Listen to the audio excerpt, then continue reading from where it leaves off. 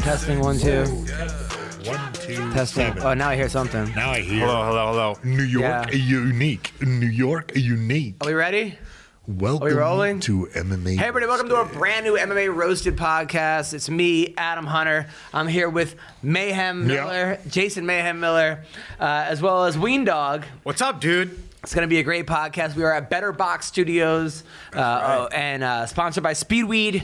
Marijuana is legal in California and probably everywhere else at this point. So get it delivered. Okay, where did we go the other day? Like at an Apple store of marijuana. Yes. It was so weird. It was unbelievable. So get it delivered. Don't leave your house. Dispensaries could be a trap. You spend all day there. You have stuff to do. Okay, get it delivered. Go to Speedweed. I used the THC sex lube last night with my wife. We had amazing experiences. Breathtaking. My dick got the munchies. I don't know about going to the damn weed store, man. I had a.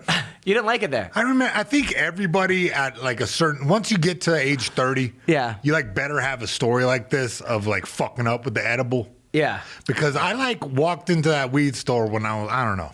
Yeah. And the girl said to me, "Yeah, these cookies are good." Because I was training for fights. I didn't want to smoke I didn't want to inhale the carcinogens. I wanted to eat and relax that way. And I asked her, "So how much of this cookie do I take?" And this, I won't call her fat. Okay. But she was a big bone lady. Right. Yeah. She was like, "I eat a whole one of them," and I was like, "All right." I ate a quarter of that thing. And I was seeing fucking robots on the ceiling. So just be careful, kids. Just be careful with that. And what fight was before this? Was it before what fight? Fuck if I know. I don't know. Come on, do bro. Your fights all blend in? You're like, yes. Really? Yeah, I know. It's a big blurry mass at this point. And I'm not going to say head injury, but I mean, goddamn. It's more of like that phase of my life when you're training for fights. It's just the same shit. It's just different video games. But this guy came to a show over the weekend in Vegas and told me that he's like, "Oh, I love the podcast at Mayhem." He goes, "Tell him I have pictures of him after one fight. I guess it was back in a day where you won and then took the ring girl that was in there and started spinning her around." Sounds like something Mayhem would do, over for your sure. head? Like a helicopter? Yeah, basically doing that. Yeah. Do you remember that? Like a sign Sort spinner? of. Yeah. It was very it's a little patchy. Yeah, but I remember that. Yeah. Hashtag me too. I know. God bless you. That was before. Anyway, so I'm editing that part out. No, this was Mayhem. This is she's probably loving it. So I'm hoping he won. Meanwhile, so I went to Vegas this week, and this is just my luck. Okay, so I had a show Saturday night. It was great. I was at the Strat, and every time I take off to stay for the fight, it's always the worst fight ever. It was like I took off my show Saturday. It was for like Wonder Boy Woodley 2, where I was sitting. It was actually kind of funny because these guys behind me kept going, "This fight sucks. This is terrible. F you guys. You guys are pussies." And normally you're like, "I like to see you get in there." I look behind me. It was the Diaz brothers yelling this, right?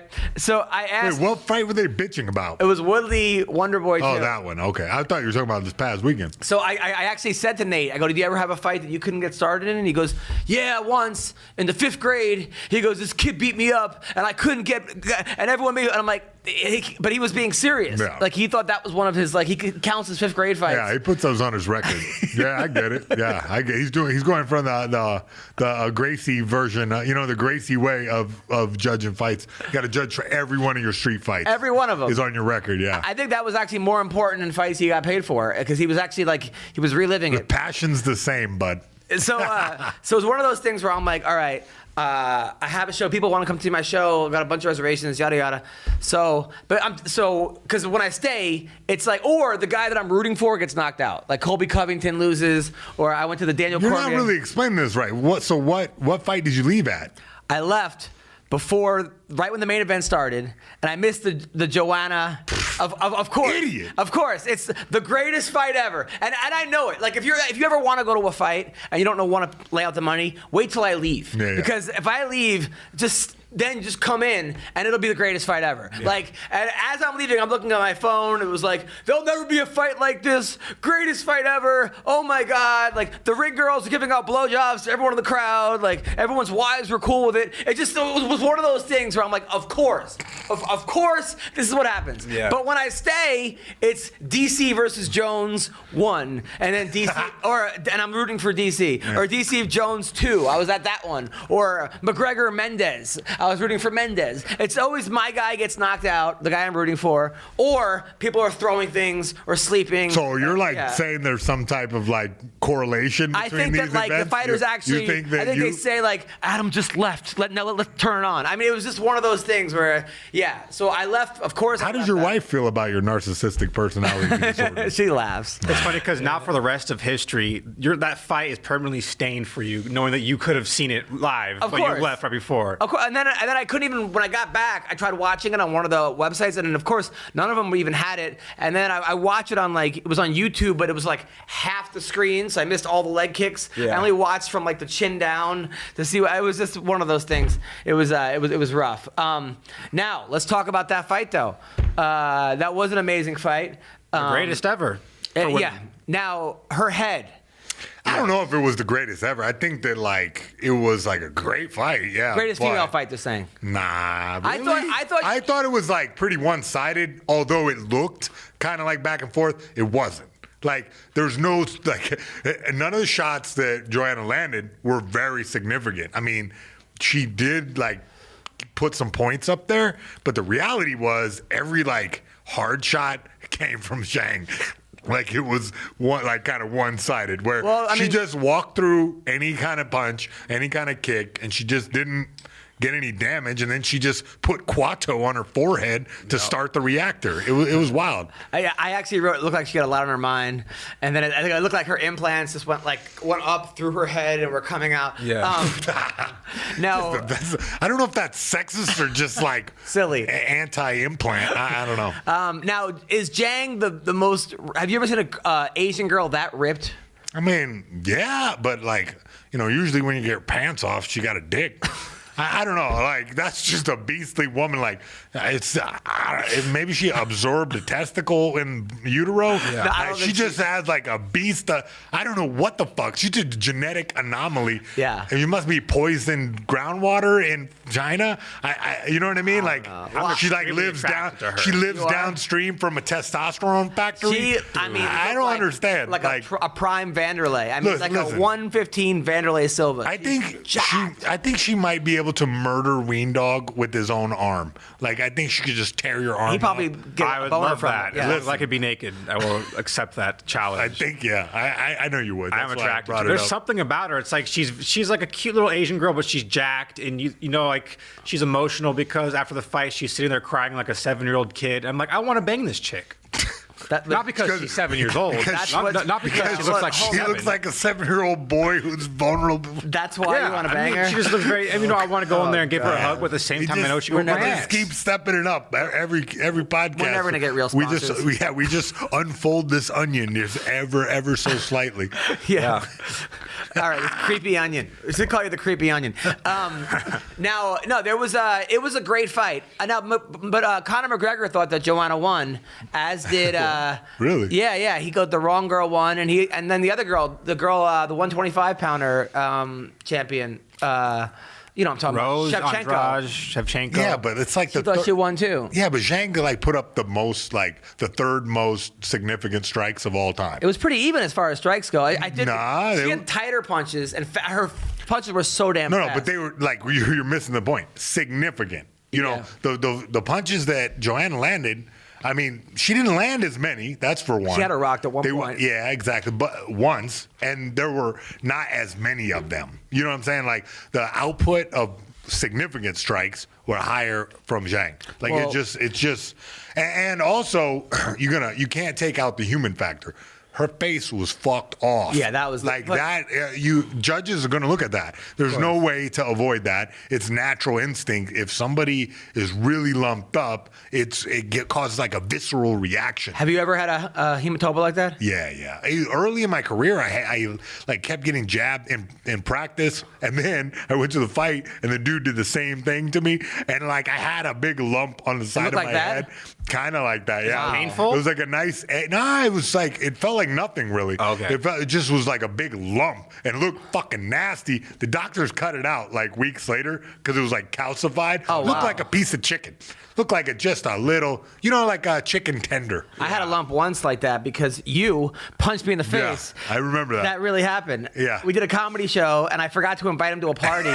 And he's like... I gave him like that playful kind of thing where you fucking shadowbox with your buddy? Well, I did a little too hard, and this motherfucker ducked right into my left hook. Like, he got scared. I didn't know he was really going to punch me. I didn't get scared. I was like, you got me. And then he went boom, you ducked right into it, and I felt... fucking terrible. You tell this story all the time. I had a comedy show that night. And we both disagree on the details. He started crying afterwards. Right? I felt so bad. This man had a fucking egg on his head the size of a literal egg. And he goes, you punch. I go, you punch me, and then you start crying. And then he tries to make me film it. He goes, now you could say you got punched by a pro fighter. I go, I didn't want so much better. I didn't want to say. I do a fucking, and then I had to do comedy like a set, a 45-minute set. And you know what? He killed too, by the way. Try to cover it with makeup. Every time someone didn't laugh, it got bigger. Like it just kept fucking growing. Yeah, it was nightmare, bro. Yeah. And then he's laughing in the corner the whole time, like. No, man. How many times are you gonna make me apologize? And then to make it as worse, he saves the screenshot. He takes a picture and uses it as my fucking ringtone. It still is. Every time I call him, it fucking comes up. That's the picture that comes up. Bless his heart. Oh, jeez. All right, so let's talk about the main event. Israel. First of all, I had a parlay of Joanna and Romero, and I thought it could have went either way. Well, it was $50. Won me $600 if I would have won. Yeah. So I was like, and I feel like it could have both went. They were both good bets, but. No, they weren't. Obviously not. What do you mean they're both good bets? They were close enough. They totally fucking lost. A lot of people thought both of them got robbed. Yeah, nah. Well, those people don't know what the fuck they're talking about. They're fighters.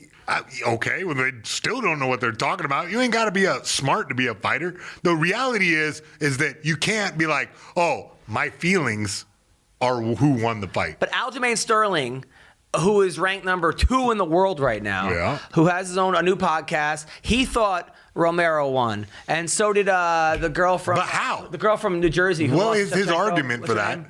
The girl from Jersey, Caitlin Snooki. Snooki. She thought she won too. He said that they had him winning 1, 2, and 5. I mean, you can't see that, kind of. Yeah, sorta, not really. 1. Let's talk about 1. 1 is like. When the Xbox controller gets unplugged, like one guy is just standing there with his hands up. Come on, 1? What was that? He won. Yeah. I said it in there. I went, he won the round. Because what? He threw 1 punch. Were you laughing with what he? Fuck yeah. When he went to the middle of the did the fucking shuffle stuff. Were you laughing? Yeah, obviously. Shit was ridiculous.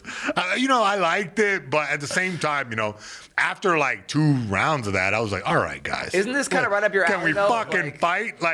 No, because, bro, silliness. I was getting listen, during my career, I just go fucking ham every time. You know what I mean? Like, get out there. Sure, I'd fuck around at the beginning for like a minute and a half, but then once I found a range, let's get after it. You were giving noogies, though, as well. For sure, but that was like at minute 14. Yeah. I'm just saying, like, I like every fight is art performance, and these guys at the first round, I felt like Adesanya was smart to respect the man's power, because that's why I fucking made a big deal about this could be the upset of the year, because it could have, but it didn't, because Adesanya played the smart game, made that jab happen, moved out the way, and just he rose to the level that he was given.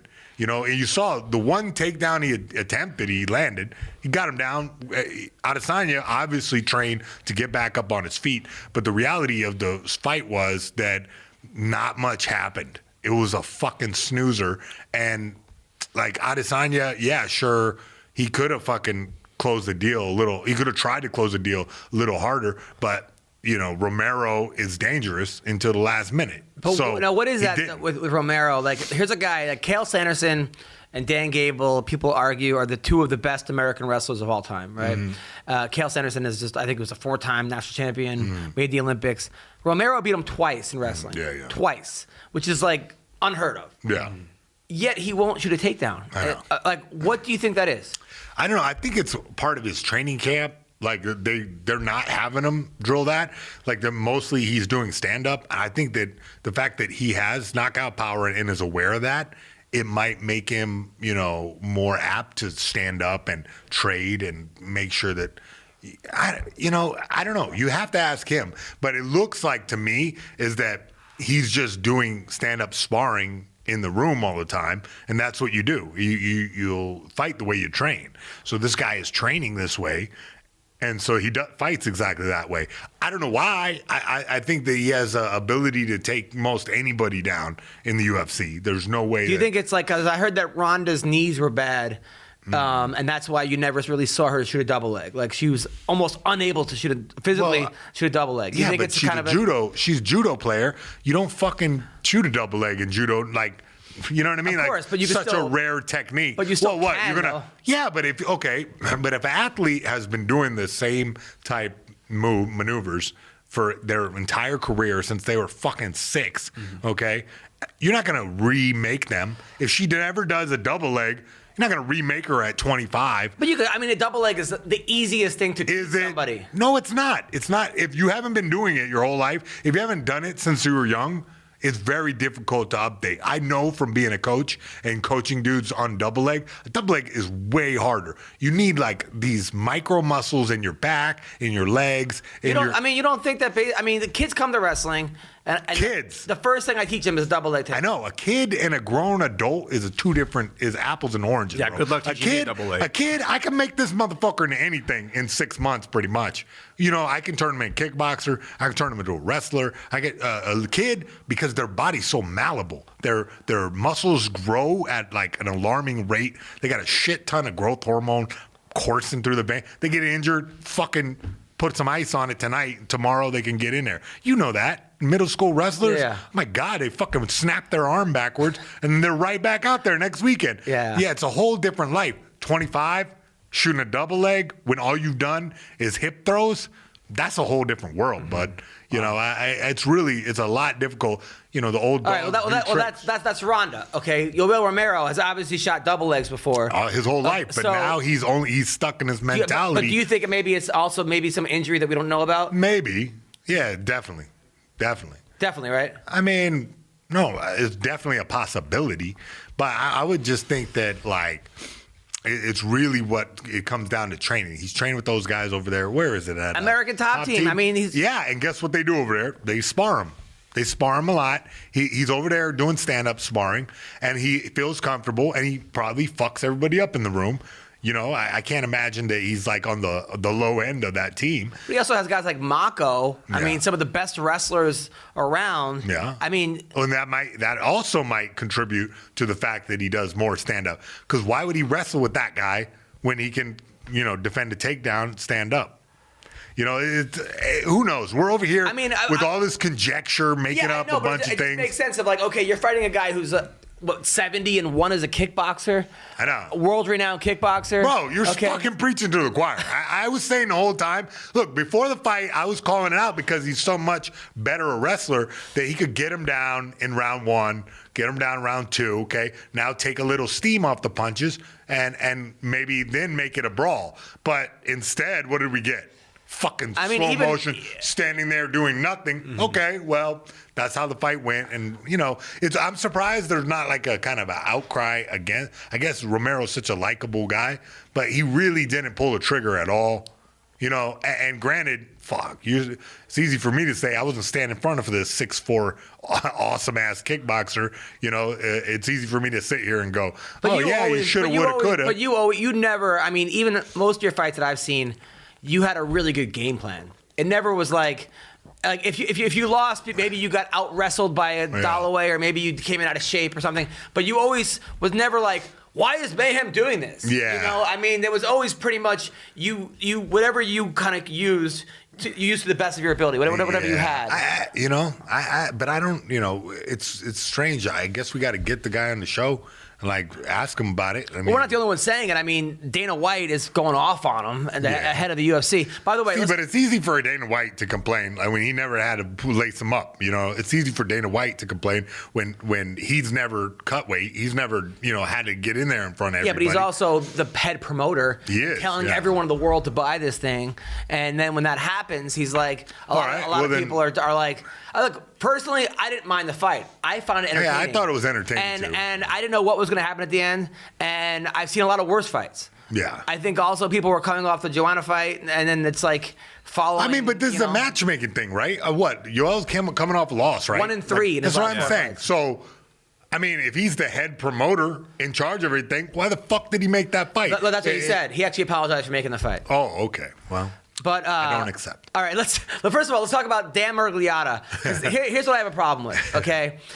You're the referee, okay? Your job is to ref the fight. Yeah. It's not to coach the fighters, okay? Because I'll tell you one thing. Well, a fight that I saw live was Lyoto Machida versus Ryan Bader. It was at the Staples Center.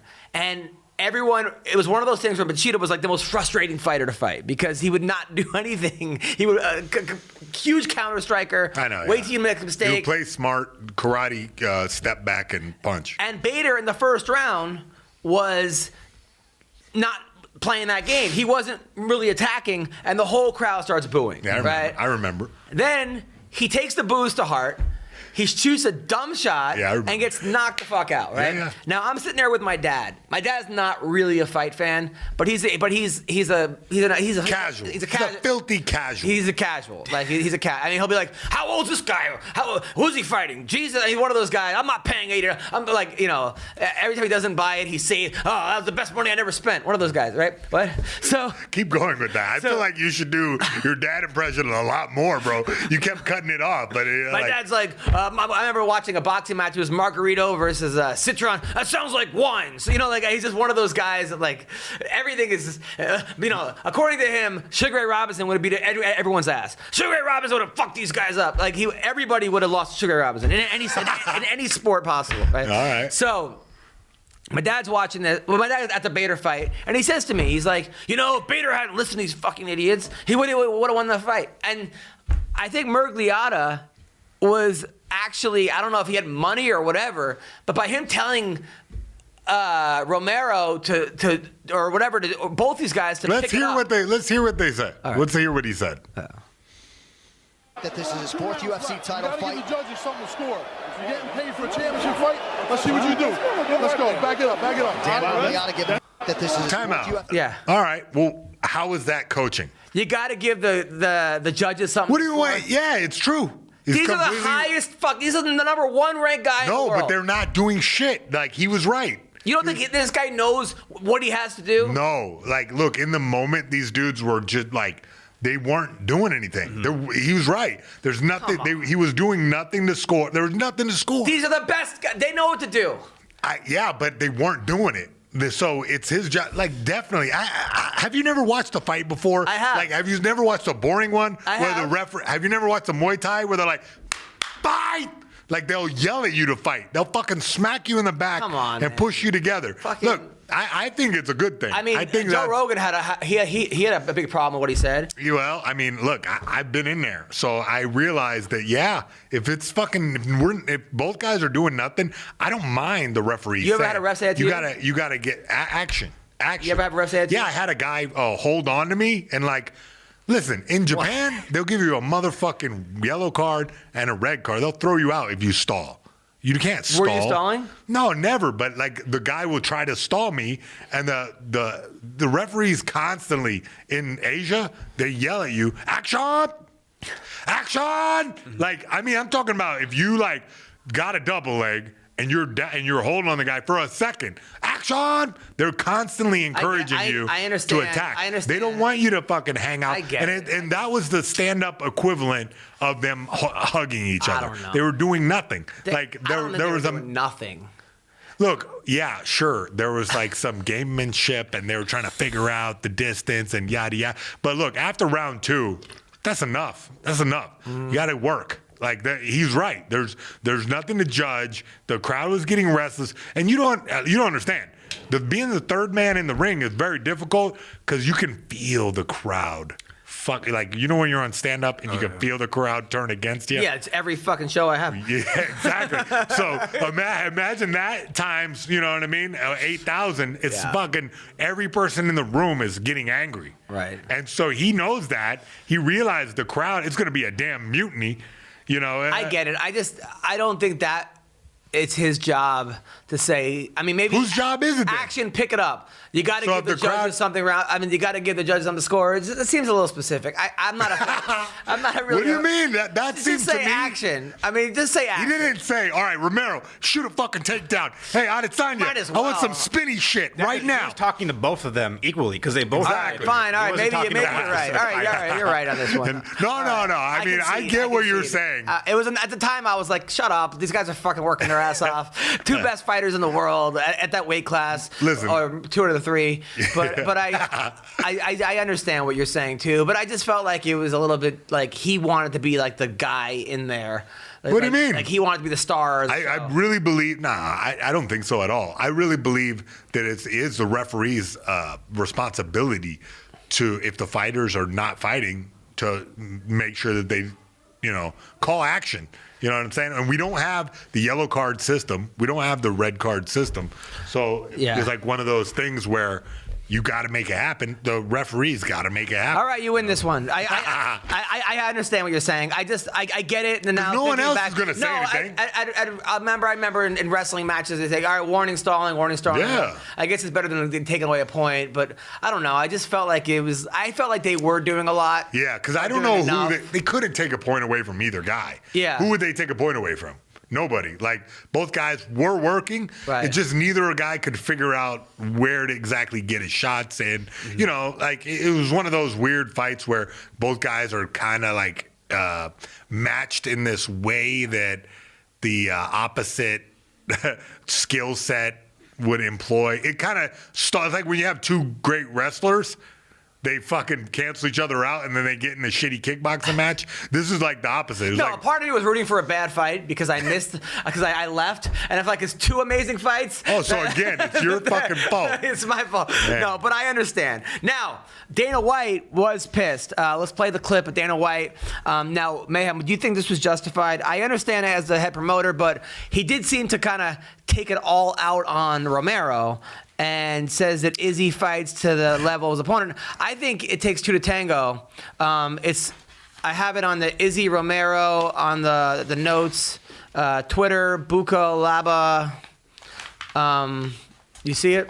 Yeah, I think that, I can understand why Romero got blamed, especially that first round, just standing there. Yeah. Like, that was just blatant. Right, and he got upset about that. But now, what do you think about this one? Yeah, I didn't hear this, so let's go ahead. It was a post-fight. No, he got mad pre-fight. Knew this was his last opportunity at a world championship. I thought he was going to come out like a bat out of hell, put tons of pressure on him, shoot takedowns, go for, try to knock him out. He did literally none of that. So if you're Adesanya, he fought the smart fight. You stay on the outside. He chopped that leg apart, and he picked his punches and did what he did. Romero did a lot of moving around and acting like I'm trying to fight, but he never really did. Shocked that. Yeah. Look, to me, like, I don't know why.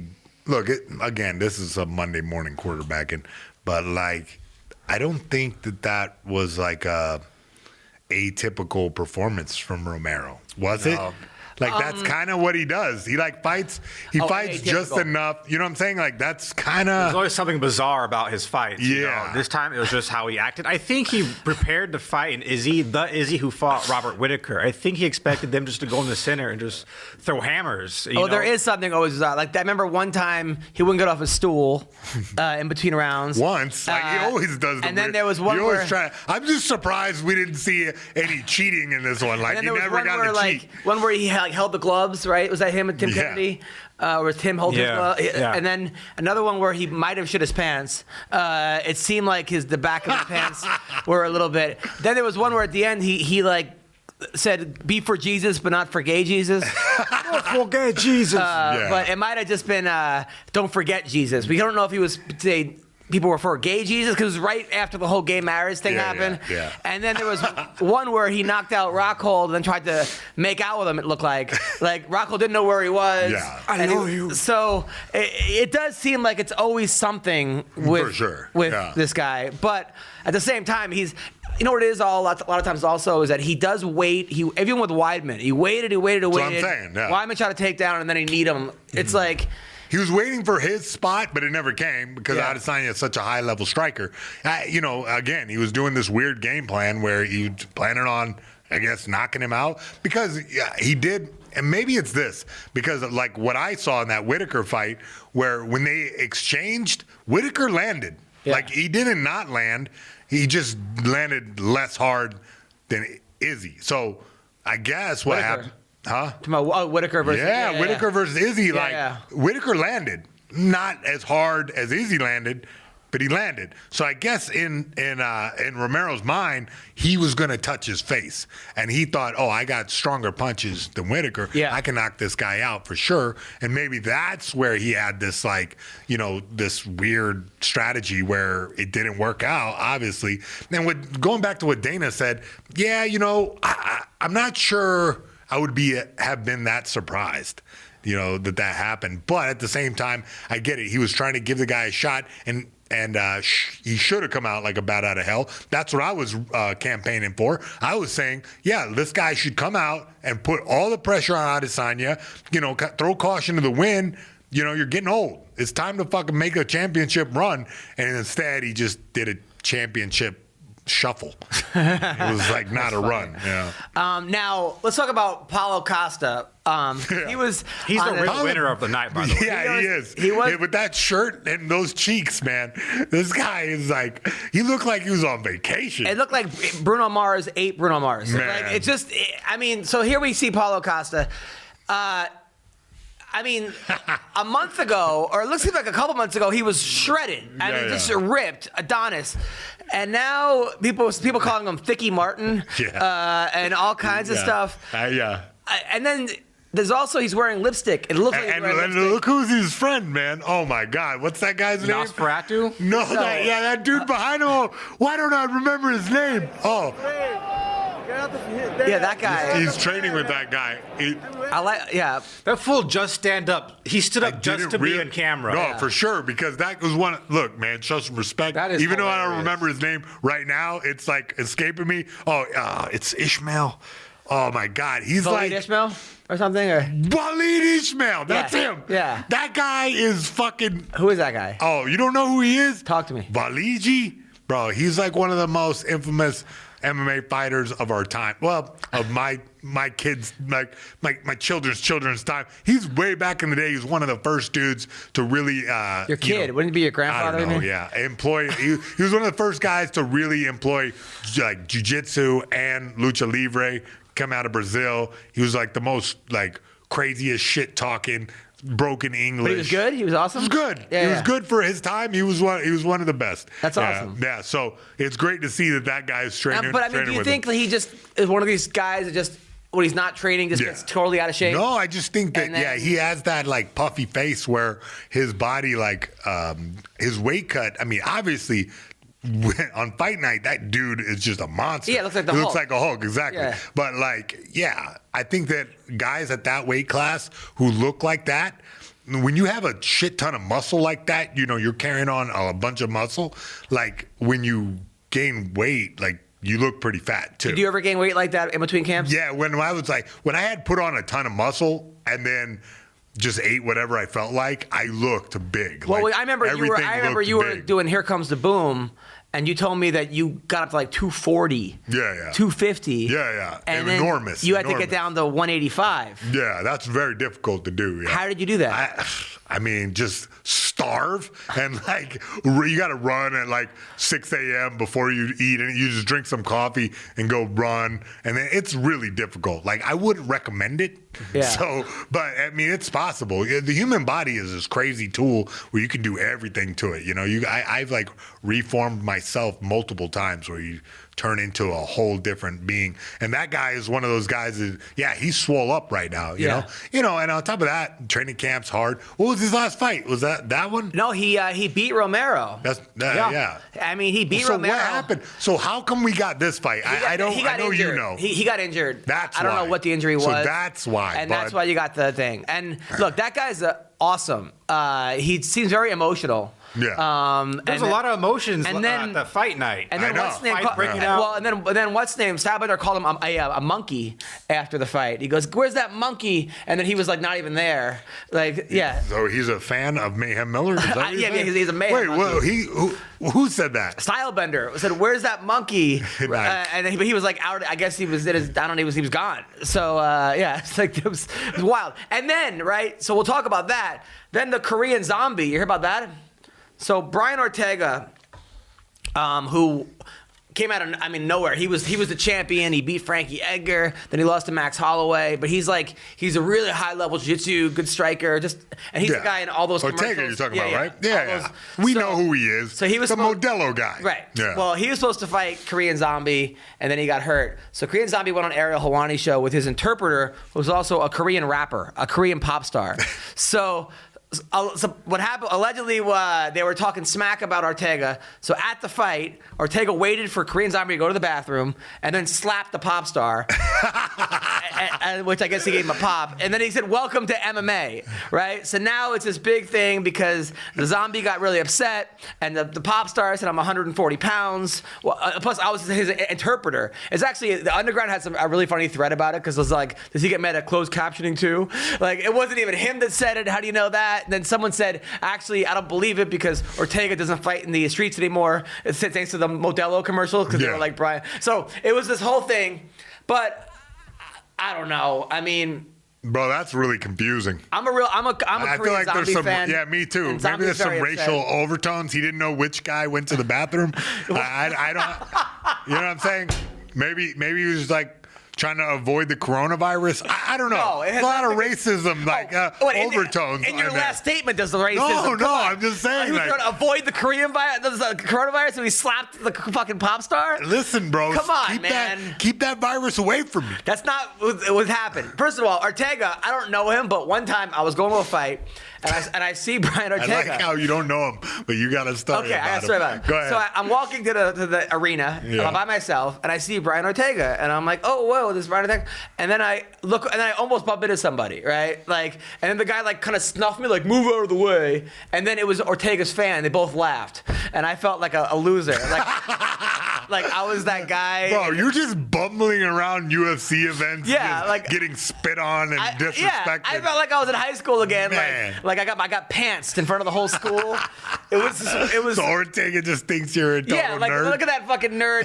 They laughed, like they high fived. You're lucky you didn't get slapped. Maybe if you were Korean. Yeah, my girlfriend left me. Yeah. It was awful, right? So I'm not an Ortega fan because of that. All right, so you're the fucking Napoleon Dynamite of the UFC. Thank you. Yeah, so I'm not a fan of him. So I hope. Now you're not a fan? No, you hope he loses to Korean Zombie? I'm on the K-pop star. Yeah, you know what? I saw that interview with the guy. Yeah. And he looked shaken up about the whole deal. I don't know. I want to get Brian Ortega's statement on this. I guess we're gonna have to wait. Well, Ortega said he says there's like 3 different pop stars. There's the pop star, there's the translator, and there's like the bitch. So he's just slapping around BTS? Is that what's going on? Yeah. Fuck. Yeah. Good for him. Like, I don't know. I mean, but if a guy talks shit about you are you allowed to go slap him? I mean, if he's translating the shit that's being talked, do you slap the translator and the translator goes and slaps the guy? Is that what's supposed to happen? Was he translating the physical violence into Korean before he slapped him? Does Samsung have a slap app?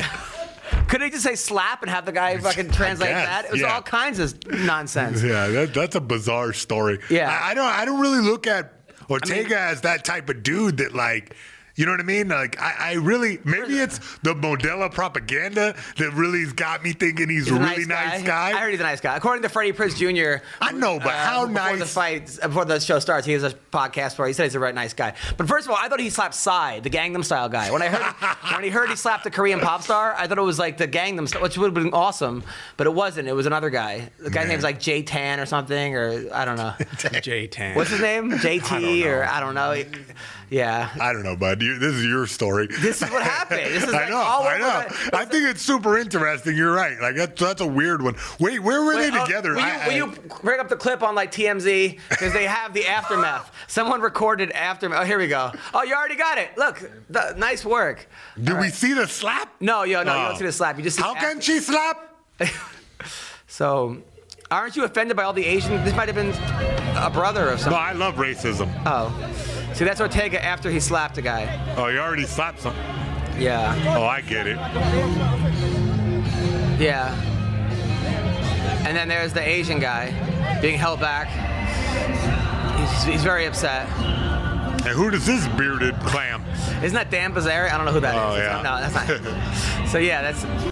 All right, I get it now. All right, so I didn't realize it was at the event. Okay. Yeah. All right, here's what I'll tell you what happens is that everybody has a couple of Modelos, right? First of all, right? Got to have a sponsor beer in your hand, right? Mm-hmm. Then the music, the hype, everybody gets hyped up, during the fight. And tensions get high, and then one Korean looks like another. No, it was not. He knew the zombie left. Oh, okay. He knew the zombie left. So that's kind of a... Did you ever get into a fight at an event like this? Nah. Never got into a fight? On TV, yeah. Oh, yeah. Yeah, but never in the stands? No, never in the stands. Anybody ever come up to you and try to fight you from something? Nah. Never in the... I don't have an interesting anecdote about that. I'm sorry.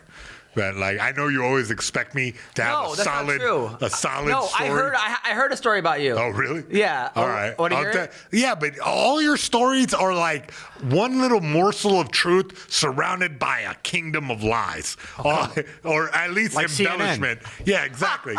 This guy is the fake news. All right. So here's what I heard happen. Right. Here's what I heard happen. I heard that you were at a bar. With the Diaz brothers, right? Yeah. And this is after the beef was squashed. Yeah. Right? And you went up and you were trying to impress Nick Diaz. I was trying to impress. You were hey, okay. Now exactly, you're full of shit as usual. So you go out to him, right? And you were like, hey, what's up, man? How's it going? And then you kept doing shots. You're like, ha ha. And then you did 30 shots. That doesn't sound like me. 30 shots. Wow. 30. And then you fell on your face. Oh, really? Yeah. Is any of that true? No. That's what I heard over there. No. How would he know if it's true if he did 30 shots? I know. How would anybody know anything? Do you know what I'm talking about? Oh, no. I fucking wrestled. Yeah. I threw this guy. All right, we're at the fucking Saddle Ranch. All right. Yeah, okay. Now you're right. Okay, I remember now. I remember now. Never mind. Shit. The 30 shots might have affected my memory about this. All right, what happened? There was, I was wilding out, and I was... Yeah. Someone said Diaz was there. I jumped over the fucking CJ Saddle Ranch. Yeah.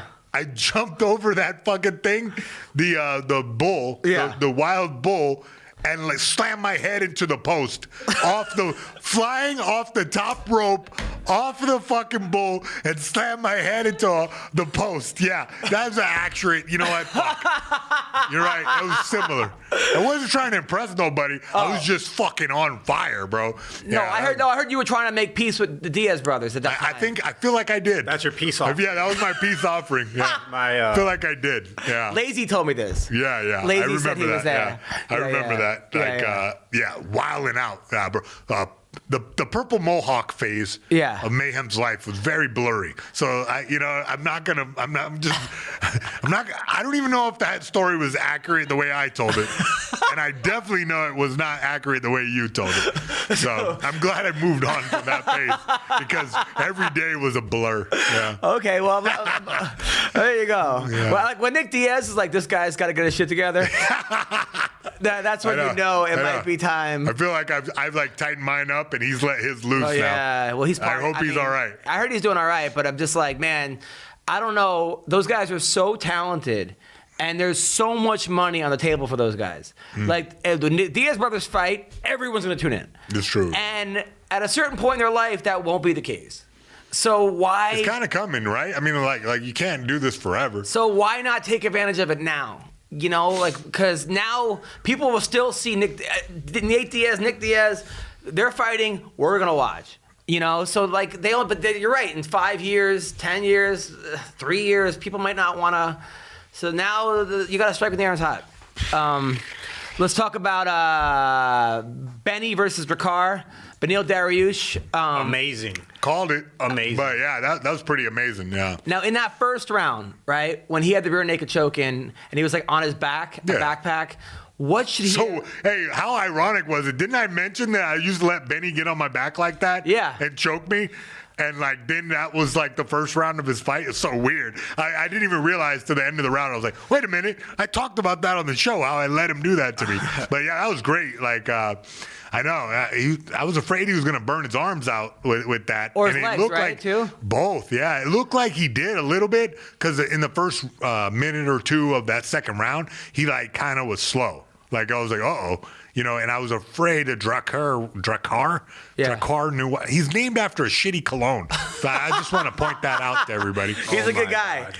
Yeah. He's both really good guys. I mean, both really nice people. But, man, he put him on damn Banana Land, didn't he? He, hit him with that, what was it, a left hand, Straight left? I can't even remember because the way his mouthpiece got popped out. Yeah. You know what I mean? It just looked like perfect. Yes. Yeah. Pop. And I was like, that was. And his eyes were just wonky. I felt like the kid could have made a recovery, but he just didn't. Yeah, I felt bad. It was also one of those things. Well, first of all, Benny is such a nice guy because he had him hurt, and it almost like he felt bad. Not that he felt bad. Like, he's just a professional. But he walked away. He walked away. He saw the guy on the ground and said, "Okay, it's over." But Benny's one of these guys. Like, I'm like, "Hey, what'd you do last weekend?" He's like, "Oh, I went to a third world country and fed homeless kids." Really? Awesome. Or like I built churches with my missionary group. Like he's one of these people that, and he never talks about it.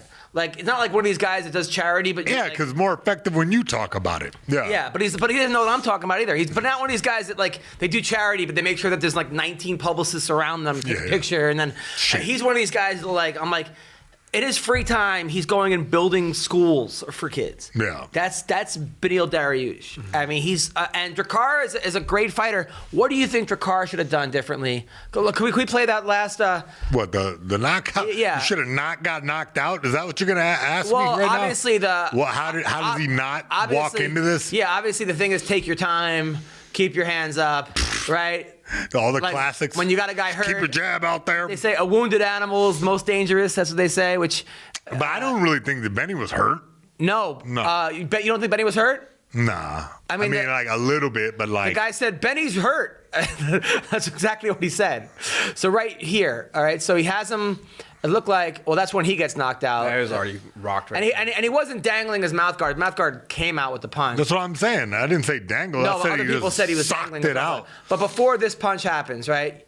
What, like earlier in the round, you mean? Yeah, earlier in the round. Yeah, but he had shaken that off. That's what I'm saying. Like, I don't think he was injured. It's a little later than this. Okay, so you don't think he was really... No, I think you're right. He got tagged, but like at the same time, he had already shaken it off and had got his bearings back, and like that's why he stepped back. Like I was surprised to see Benny step back because so he gets tagged here, he gets tagged there. Yeah, for sure. See how he stepped back and took a breath because the accumulation of punches is really what like does a knockout damage. What happened was he got tagged with like one hard one, and then he had a break, and then he had another hard one. It's like more difficult, and then he started pouring it on right there. Yeah. That's how I expected the fight to go the whole time. What surprised me was Drucker actually landed the punches and like made a difference, in that second round. I really thought maybe that he would get out grappled. Yeah. Like that was how it was going to go down. In the first round, he did. But then as it became a stand-up battle, you could tell who was the bigger guy and who was the harder punching guy. Well, it's crazy though, because I thought that Drucker would be better on the feet than Benny. Well, I mean, he kind of was, but look how much bigger that Benny was going into the fight. It's just a physically bigger human being. And I mentioned that last week, how that he's going to be bigger. Like he cuts down from a heavier weight, and it's, on fight night, he's going to be larger human being. And that's a big advantage in this weight class. Now, I almost went to Drucker's after party because he posted, whether I win or lose, I still have an after party. I've been to after parties when the guy loses. The only one that was ever fun was when Chad Mendez lost because he got to Connor because he got $500,000 plus whatever he got. And he took the fight on like a week notice. Nice. So he was like, all right, and he won the fight till he lost. It wasn't like, but man, it sucks going to a guy when they get like screwed up. You ever do an after party when the guy just gets obliterated? Or did you ever have an after party? Yeah, fuck yeah. I had a fucking blast. Are you kidding me? Hell yeah.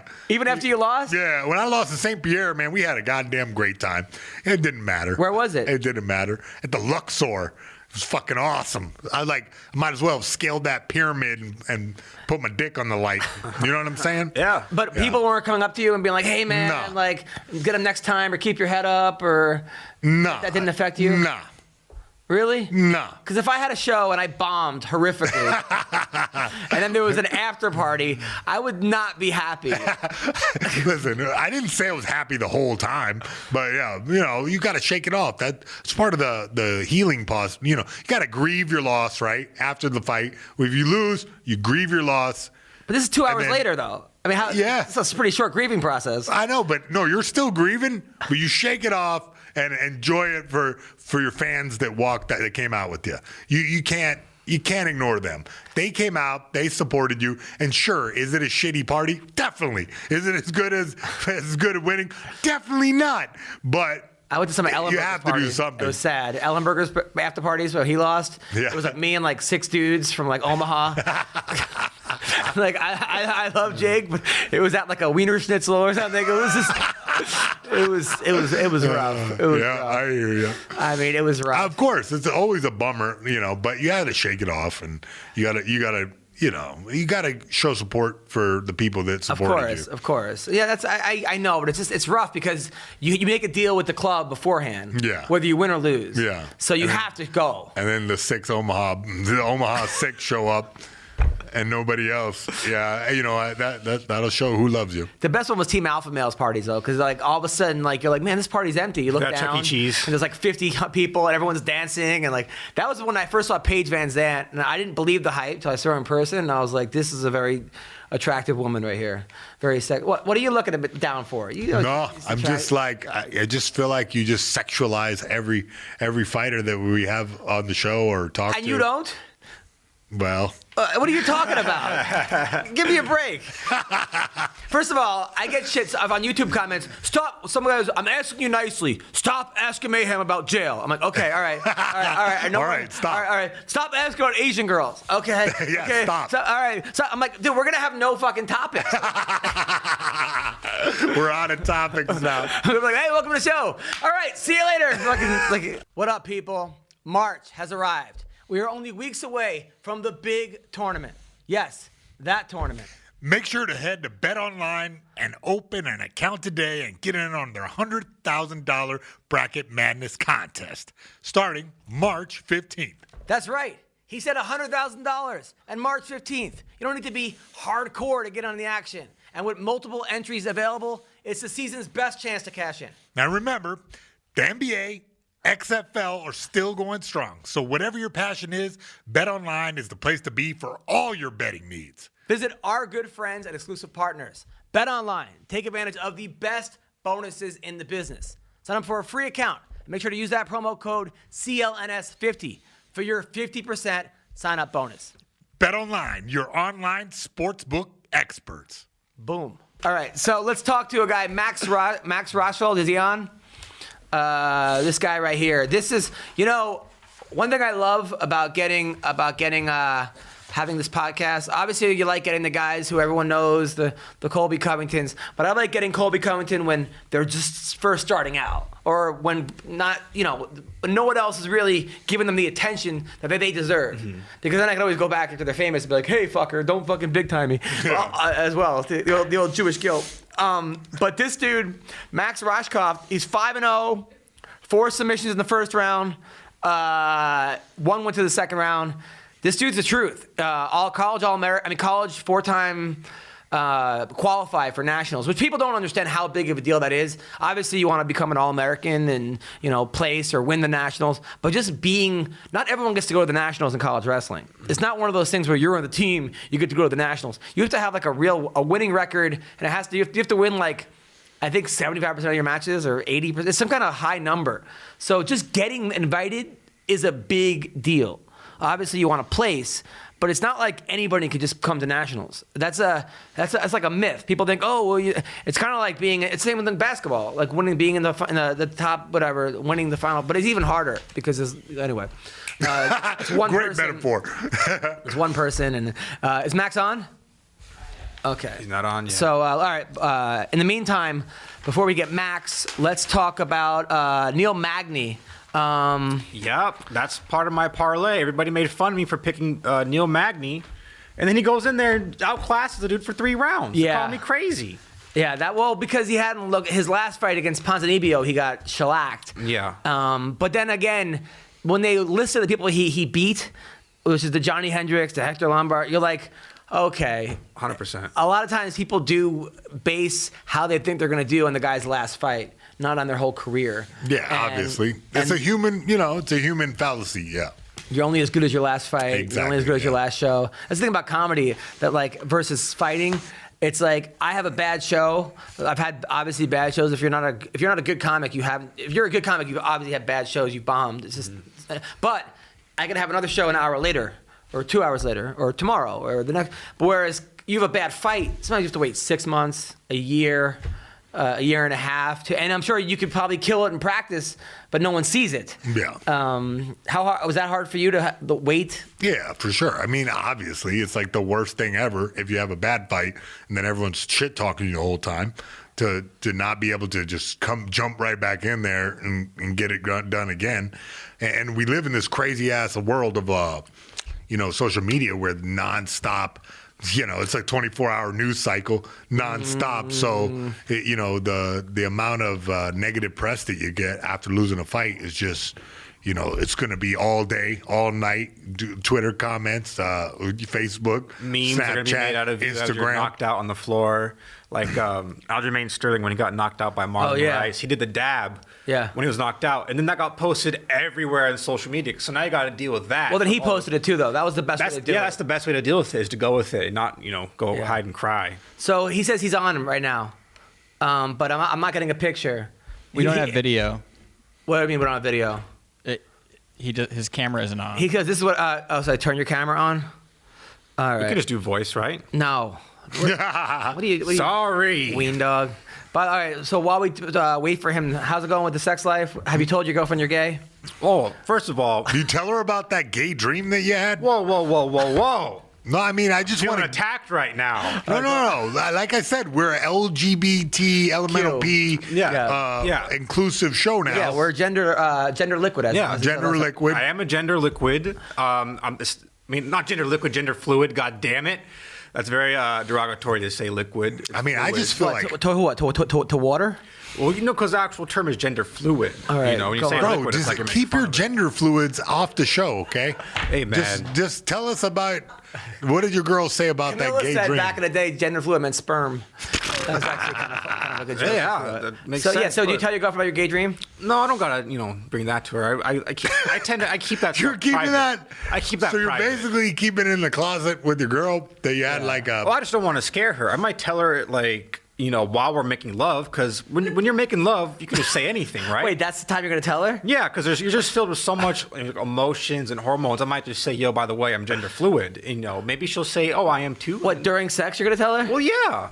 That's probably the worst. I mean, I'm pretty sure she knows every time she busts a strap-on out. Do you think about her when you're sleeping with her? Or Yeah, of course. I mean, when you're making love, that's the time to say anything you want. You can No, say it's the not. N-word, Can you say stop anything. saying making love? It just makes me feel uncomfortable. Wait, the N-word you As say? long as it's defined as a fetish, it's okay to do it. No, Like, it's if not. Wait, you say the N-word while you're making love? If I say, yo, baby, if you have a fetish where you want me to say the N-word, I'll say the N-word if it gets your rocks off. Or vice versa. If she wants me to. Has that ever call her- happened? No. But, I mean, All right. I'm open to it. You're open to it. Yeah, That's good. I'm fluid to it. All right, is this camera on? He says it's on. Can you? Oh, this is awesome. Let's just keep talking about all right. gender fluidity. All right, so this is what I see. Turn your camera on. It's on. Hold on. Will you give him the phone and see if he could communicate? All right, back to fighting. So Sean O'Malley. All right. Now, that fight, look, Sean O'Malley's awesome. I love O'Malley. It seemed like that guy wanted out of there quickly. Yeah. Boy, he gave him that. Oh, here we go. Max. Here we go. All right, so we're talking to the man. I can't hear him. Can we hear him? Max, can you hear me? I love the amount of. Oh, here we go. There we go. Yes. All right, so we're talking to a guy, Max Roshold, who's 5-0, 4 submissions in the first round, and some pretty amazing submissions, by the way. Holy shit. You're kicking some ass. How's it going, man? It's going good. Just hanging out at home right now. Trained this morning and then just chilling until I go back and teach kids and then train again later. So you're here with Mayhem Miller, by the way. You know who Mayhem Miller is? I know who he is. Never met him before, though. God bless him. Yes. Now, you're from North Carolina, right? I'm from Ohio, and then I wrestled at NC State. So after I grew up in Ohio wrestling and wrestled in college for North Carolina State. Nice. Now, Mayhem, you're from North Carolina, right? Yep, North Carolina, raise up. Yeah, I used to go to those wrestling camps all the time when I was a kid, like NC State. So we've got like Where in some North Carolina? common in like near Raleigh, like South. I lived in Fayetteville, Okay. Fayetteville, North Oh, yeah, Carolina. Fayetteville. They call it Vietnam, right? Yeah, Vietnam, the hood, baby. Yeah. I lived in a real. I heard it's like nice now, so I'm like kind of mind blown that like my ghetto ass town turned into like I don't know, a thriving suburbia. So I don't know. You lived in Raleigh, right? While you were training there. Yeah, it was like it's like a 20-30 minute drive from Fayetteville, and it's that whole area is like amazing. It's super nice, very a little rich and uppity, too rich and uppity for my liking, but it's super nice there. Now, I think, Ben, I watched a bunch of your fights. I think you're the next big thing in MMA. I know we became friends on, like, Instagram, and you came to my show, and you were the most unassuming, humble guy. Like, I was like, oh, this guy's probably, like, an amateur fighter. It didn't seem like he had that much confidence, blah, blah, blah. Then I look at your fights, and I'm like, wow. Do you think you're the next big thing? Yeah, I do, and that just comes from all the, like, training I've been putting in with like guys that are top 10, top 5 in the UFC. Like I know where I stand skill wise. For me, it's just a matter of time getting to show it in front of millions of people, really. Well, tell us about that. Tell us about who you're training with and how your training camps go and what skills you're working on to improve yourself. So I actually just made kind of like I want to say a move, but I'm over at Jedrzejczyk with Zenith MMA full time now. Me and Drysdale kind of started our own little team. I got a good group of up and comers that are my size that are like former wrestlers, former jiu-jitsu guys that are really good. And then we got Dewey Cooper. Wow. So I'm striking with a lot of his guys. And then when I first moved to Vegas, actually though. So I was actually thinking about going and training some other places. And then my coach, I don't know if you guys know him, when I was in North Carolina, Sean Spangler, actually kind of talked me into moving to Vegas because he lived in Vegas for 20 years, got his black belt under Rob. And then I came out here and I met Robert Follis. And Robert Follis is the one that talked me into moving to Vegas because I was going to go to like ATT in Florida, maybe AKA, maybe Alliance in San Diego. And after I met Follis, he kind of convinced me that Vegas was the place I needed to be, right? Well, damn, so, you just casually drop the names like a bunch of jiu-jitsu royalty, and with Dewey Cooper with your kickboxing. Is that are you moving, like, because obviously with all these submissions you got and your wrestling background, you obviously have like a tremendous grappling ability. Are you more interested now in like improving your kickboxing game, or like what direction you moving with your training? Yeah, so I do still focus on, like, for me, my training's around being the best guys in the world at 155, and for me, that means I have to be able to out-grapple these guys. A lot of these guys, Tony and Khabib, good examples. Like, I'm training to beat those guys right now. I'm not really like looking at a whole bunch of other people, because those are the best guys in the weight right now. So I think it'd be stupid to not prepare for the best guys in the world. Yeah. So that's what I'm doing. But my people don't know, but I've been boxing. I haven't had a boxing fight, but I've been training boxing since I was 18. Nice. And then I've sparred with some of the best guys in the world, fighting for like WBO titles and stuff like that. And I can box. Kickboxing is still a little bit new to me, and but striking's not like grappling. Like, I think grappling, it takes a lifetime to be high level, right? It takes 10, 12, 15 years to be a high level grappler. Striking, you kind of get away with some stuff if you're strong, fast, athletic, and then once you implement a bunch of strategies. I think there's a big gap in MMA right now with, like, guys do their camps and they scout their guys or whatever, and they're like, oh, this combo will work. This 5, 6, 7 punch combo will work against this guy, and they do it on the pads without moving their feet as hard as they can.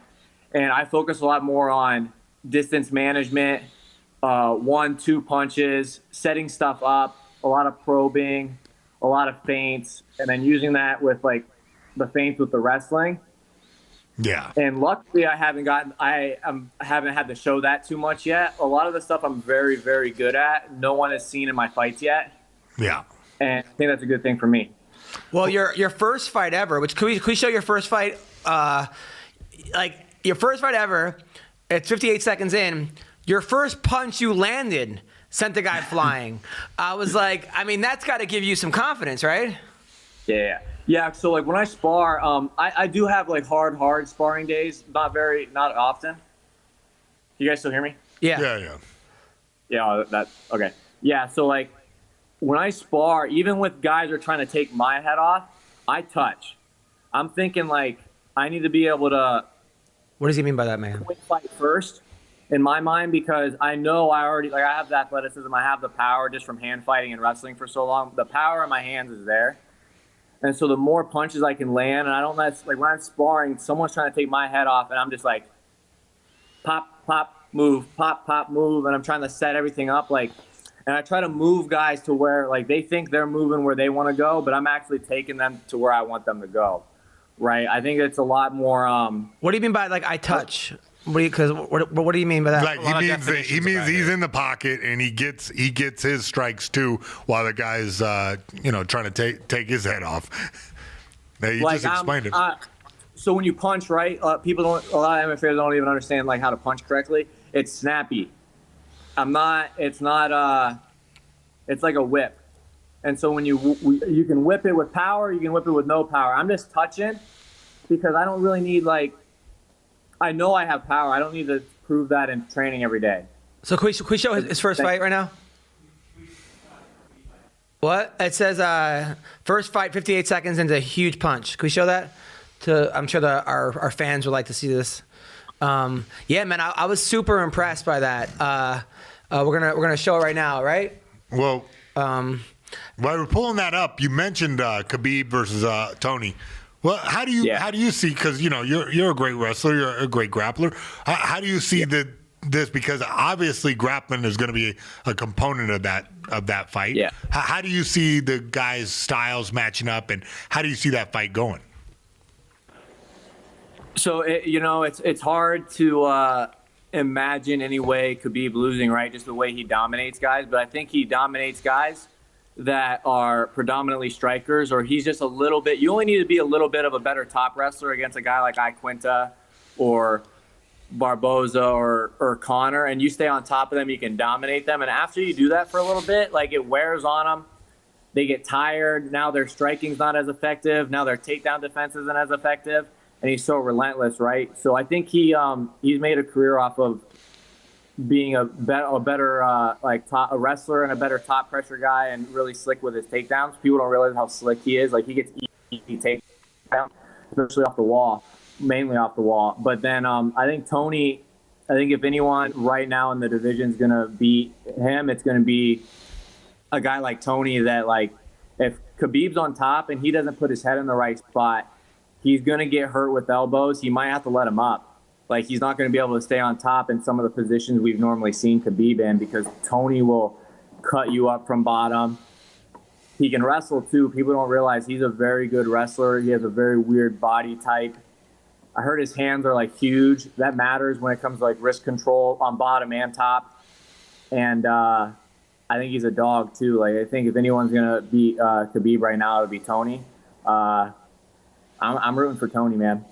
Could we bring that up or no? We got that fight up?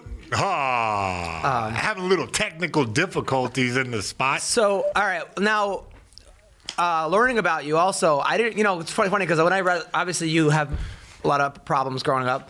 And I think that helped you with your fighting ability. I know with me, my mother left when I was 3, and I had a stepmom I didn't get along with, and wrestling was like my outlet. Like, I sent to a boarding school for troubled kids. I hated it there at first. And you, oh my God. So tell me a little about your childhood. Yeah. So I'll start off with a bang where it all started. So I was 5 years old, and so my dad is an alcoholic, and he would get very angry. Like, he's one of those alcoholics when he gets angry, he rages, right? And there was a day, I'm 5, and both my younger brothers were like 2 and 3. And he starts like screaming at my mom and like yelling at stuff. He sends us upstairs, and then he like has my mom downstairs. He's like beating her up and holding her at gunpoint. And then like I come downstairs. I'm like 5 years old, like to see like what's happening, because I just hear shit going on. And he like would like point the gun at me and like tell me to go back upstairs, right? And so I'm 5. I jump out of our 2-story house, out of the house, and run to get help. One of my friends, my parents' friends, saw me running on the side of the road, picked me up. I told them what happened. They went and got the police, and then everything was kind of diffused from there. But and then that was when my parents got a divorce, and then that's when my mom moved out, and we lived with my grandparents for a little bit, and then I ended up moving into a trailer like a mile from my dad's house in the middle of a cornfield, and then kind of grew up. I don't know how, but like my dad got like visitation. Like, I had to go to his house all the time and shit. And like growing up, I didn't know any better. Like, the only things I'd ever seen was like violence like that, right? And so like when I was at school, like when I was a 3rd grader, I hit our principal. My brother was getting in trouble. I stood up on the desk and like Superman punched our principal. I was like, if I wanted to leave school, I would just be like, all right, peace, I'm out. Fuck you. I would like cuss out the teachers and shit. I was as bad as you possibly could have been as a kid. I think if I would have been like in a city school, they would have sent me to like juvie or something. But because it was a super small town, it's kind of behind. It's like kind of like. Did you land the Superman punch on the principal? Did you knock him down? Nah, no. Did the judges score it for him? Was it Texas judges? Wow, you were 50 pounds and then a Superman punch on your principal? Oh my God. Yeah, but then I grew up, and then until I was like 12 or 13, I basically got in a fight in the principal's office, started wrestling because I got in trouble, and then the rest is just like constant improvement since then. When did you start wrestling? What grade did you start wrestling? 7th grade. And you were Ohio State champion, right? I was 3rd twice, 7th once. I actually wrestled the state tournament my senior year with a completely broken hand and ended up getting 3rd. And that was like, I remember at the time that was like a state title was like what my life meant, right? And I didn't win it, and that was like the worst thing that possibly could have happened to me. And looking back, it's like that wasn't shit. Well, and a lot of the guys that beat me when I was in high school, I ended up having a better career in college or beating them in college. Yeah, I looked at your record in college, and you won 75% of your matches. I think you were like 25-10 as a junior, and then as a senior, you were like 4-2. What you got hurt? No. So I was I had a losing record as a freshman. Sophomore year, I was like 20-10 or something. I can't remember. It was like 20-10, some shit like that. And then my junior year, I was 16-2, 16-1 in my weight class going into nationals. I was the 5th seed, and then I didn't place at nationals. People were picking me to be in the finals against Alex Derringer. I had some really, really good wins, and then I just didn't put together the national tournament. And then my freshman year, though, I tore my labrum. Senior year, you mean? My freshman year, I tore my labrum. Wow. And I was wrestling that whole time with a completely torn labrum. Like, my shoulder would dislocate on the regular. And after I didn't place at nationals, I was kind of blaming it on my shoulder a little bit. And, like, I was just like, man, like, I couldn't train the way I wanted to. I couldn't shoot on people because, like, if I got underneath of them, my shoulder would dislocate. So I developed a very, like, counter wrestling. I always pick top. Like, that's super. I was the guy picking top, and I won all my matches like that. And then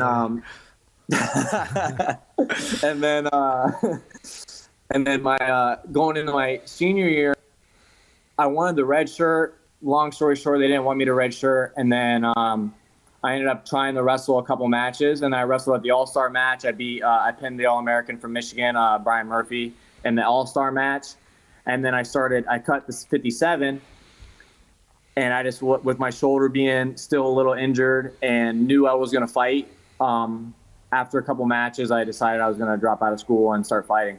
Your coach must have been thrilled. They were very it was weird, man, because, like, at one point he told me, Pat Papalizzo told me, he was like, if I had like 10 of you, I'd be happy, right? But then outside of the wrestling room, outside of like all that stuff, he was always pissed at me because, like, I wasn't there to get a degree and then hand a piece of paper to someone making millions of dollars to give me a $40K a year job. Like, I'm not gonna, like, that's just not who I am. I didn't want a degree. I was there to wrestle. Right. And I was very honest about that, and that's not, like, necessarily the best thing to say when you're at a big Division I school, but that was the truth. And so then there was, like, some arguments when it came to that side of it. But it's funny because a lot of my friends, a lot of my family, all my coaches, a lot of my teammates were like, no, you have to stay and finish or else you're not going to be able to break into the MMA scene. You have to be an All-American first. You have to try to win a national title first.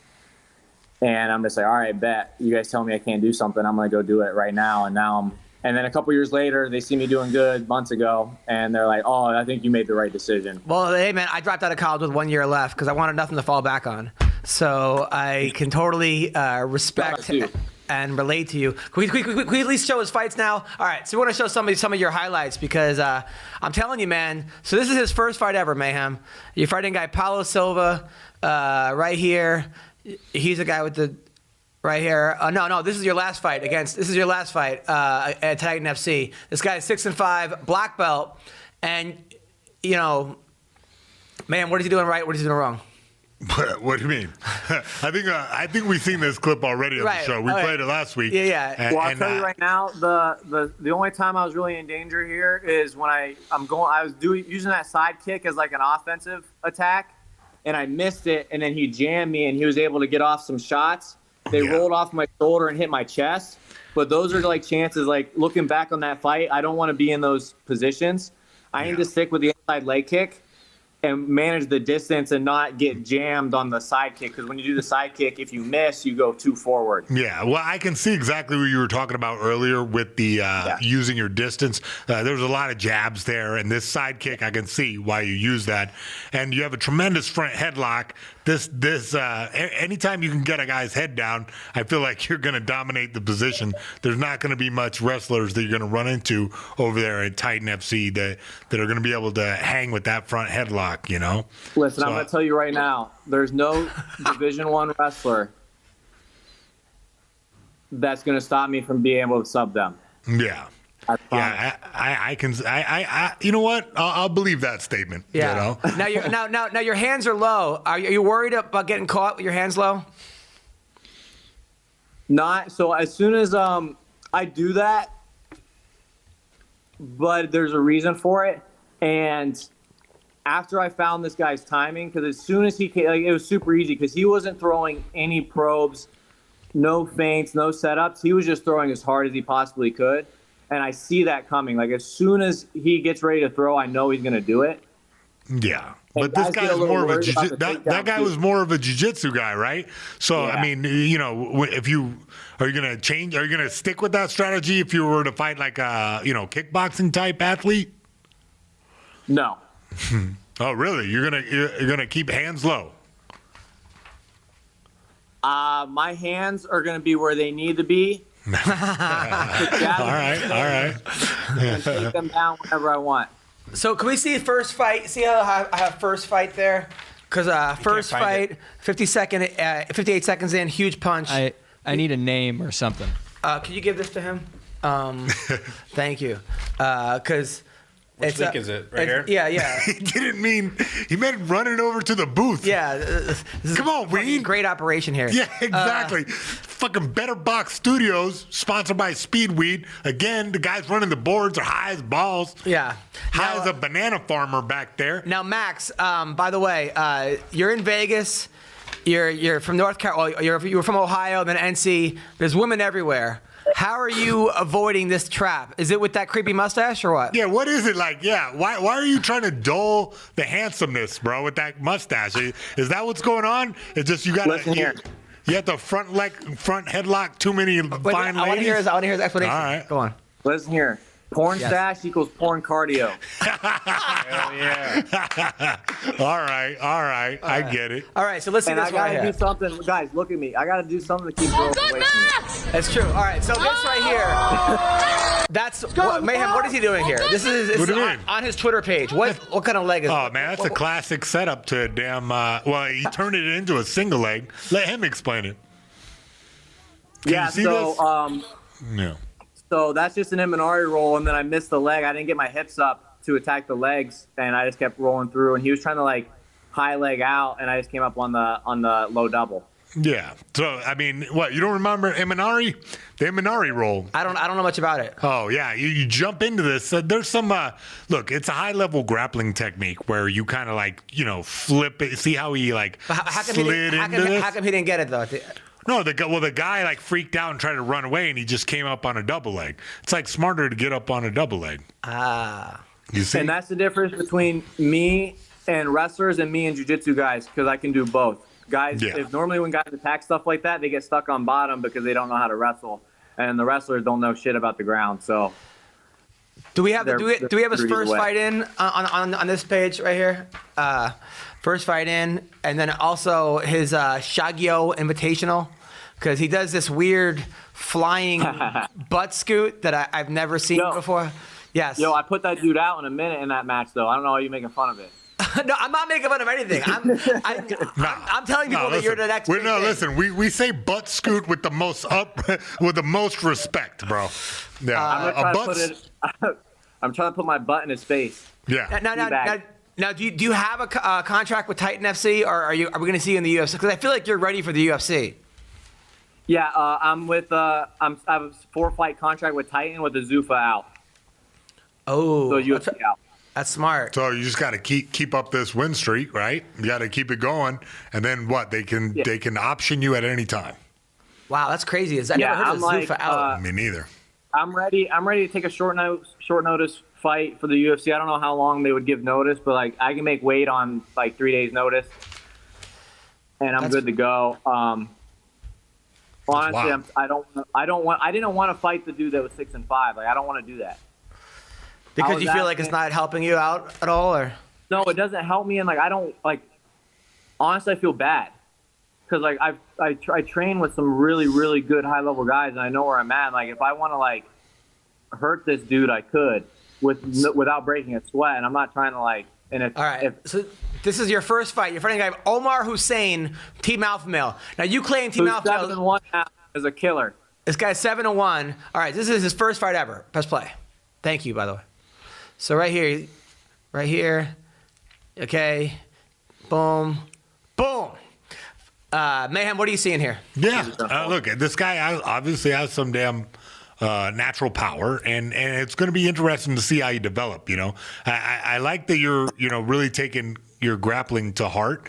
And I think that as you develop as a striker too, just going to be a terrifying beast, bro. So now keep it going. Now is Team Alpha Male ducking you still? Weren't they ducking you? So one of their guys. So I got offered to fight. I can't remember his name. He was on the Ultimate Fighter, and I said I would do it. I guess people weren't gonna fight him, and then he fights at 45 and 55 both. And I said, all right, I'll make 55. I just got back from vacation with my ex-girlfriend, and it was like 4 days notice. And I was like, yeah, I'll do it. Let's go. And then they turned it down. And then a week later, I saw his manager in the gym, and they're like, the manager was like, yeah, man, I'm not letting any of my guys fight you. Whoa, look at that. And then can we see his thing in the Shagio Invitational? Because Shaggy. Now this is some pretty cool stuff. First of all, this looks like it's like some kind of top secret jiu-jitsu match. What is this? So submission only is incredibly boring, right? Like some of those matches are like 60 minutes. We had one that was 70 minutes. And so they did the tournament where no one knows about it. We go, we film it. They produce the show and then put it out months later. That sounds kind of uneventful, though. Shouldn't they just put it out like the same day? Don't you want to know who wins? But like where? All right, so like no one even knew it was happening until it started getting released. It's the best way to do something. All right, it's 35 seconds in. All right, so it looks like, I mean, where did they record this? It looks like it's like some like random Van Damme fucking movie. Kumite? Yeah, it looks like a Kumite. Are you telling me that you went into the woods to fight the Kumite, look bro? At this, match one. Now, where is it? All right. Yeah. It's like the full event we have. Yeah. Oh, man, we have the full event. No, we have 35 seconds in, right? No? Don't we have? How are we going to find this match? Oh, right here. No. We're like halfway through. It's halfway through. Halfway through.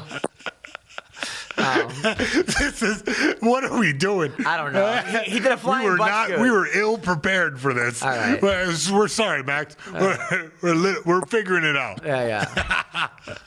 We're fast forwarding through it like my grandma with the VCR showing me bully beatdown highlights right now.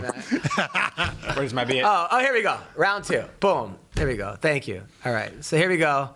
All right. This strange jiu-jitsu match in the middle. Like, I don't know what the I like this. You like this? I mean, I like it.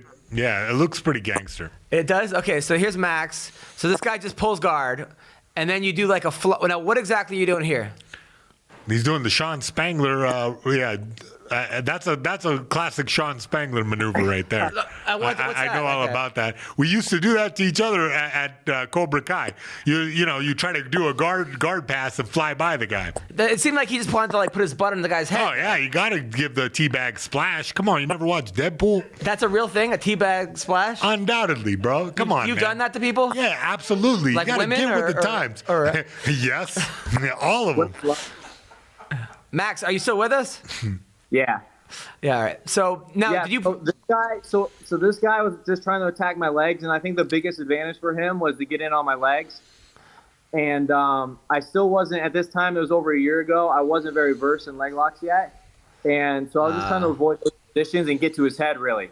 And so I'm jumping up towards his head every time, and I can scramble better. So I was kind of getting away with it. I'm about to put him out cold here in a second. So you actually, it's crazy. He puts him out cold. I think the guy's dead.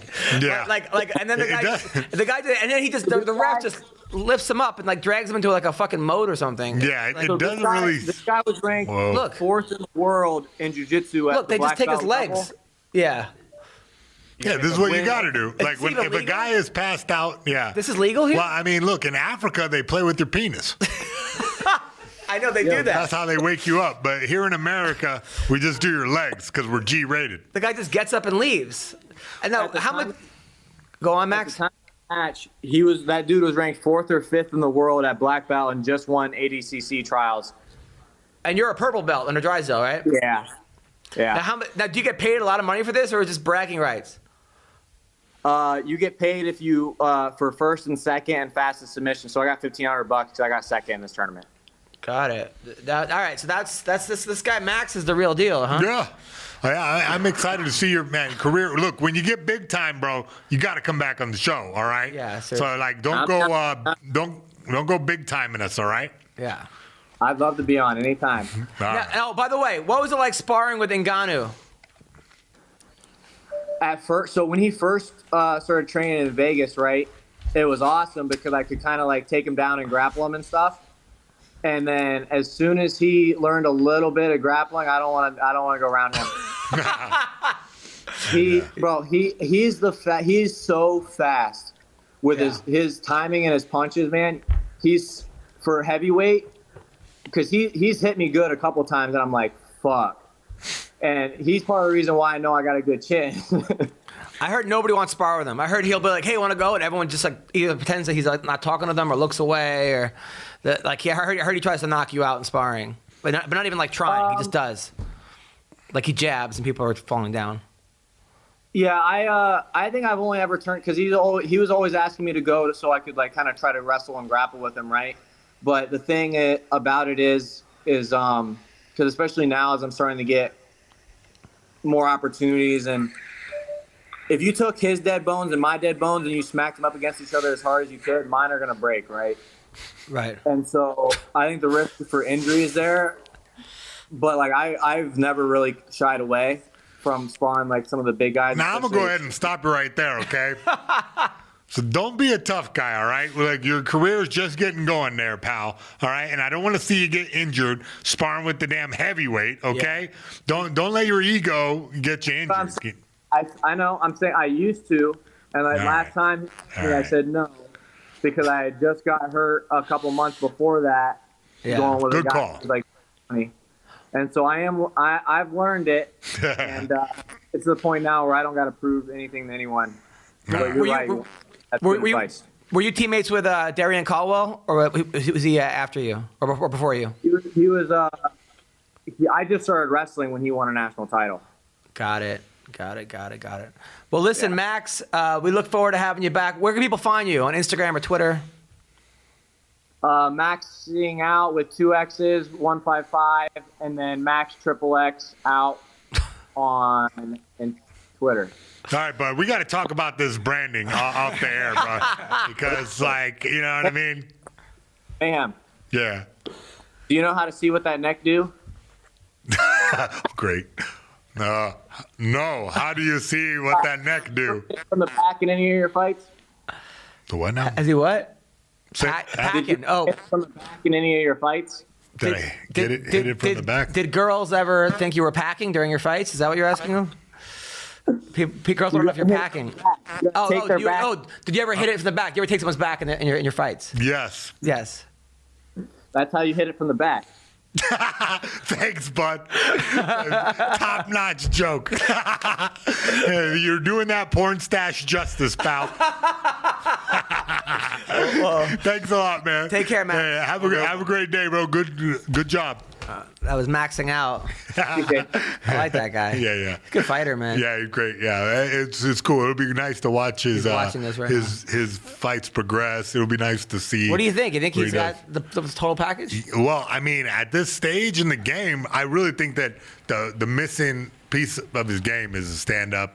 And I know who he's fighting now. He's going to run into the same problem I did, where my stand-up was not up to par because I was dominating everybody with wrestling and jiu-jitsu. It's like the same thing. So, I think that he's like head and shoulders a better grappler than most anybody. But I really think that he's gonna keep developing as a fighter. Right now, I think he's super focused. He's got a really great team. All those dudes he named are like fantastic jiu-jitsu guys, and Dewey Cooper is exactly what he's describing. Not knockout punches, but like he's got enough natural power to get him through. But Dewey Cooper's style is like stick and move. So you're training Max right now, right? Max is now your new client because you're managing fighters. All right. So what do you do with Max? I'd stick him at a high-level Muay Thai place at least 4 days a week. You know what I mean? Because I think that as great as he is at grappling, I feel like we can afford a little bit. I like how on video games you put skill points into the guy and make him this way or that way. He's like full level. I feel like he's maxed out grappling. Like nobody's going to be able there's not going to be. He's like up there near Khabib. He's up there near Ferguson as far as grappling goes, and I don't want to lose that.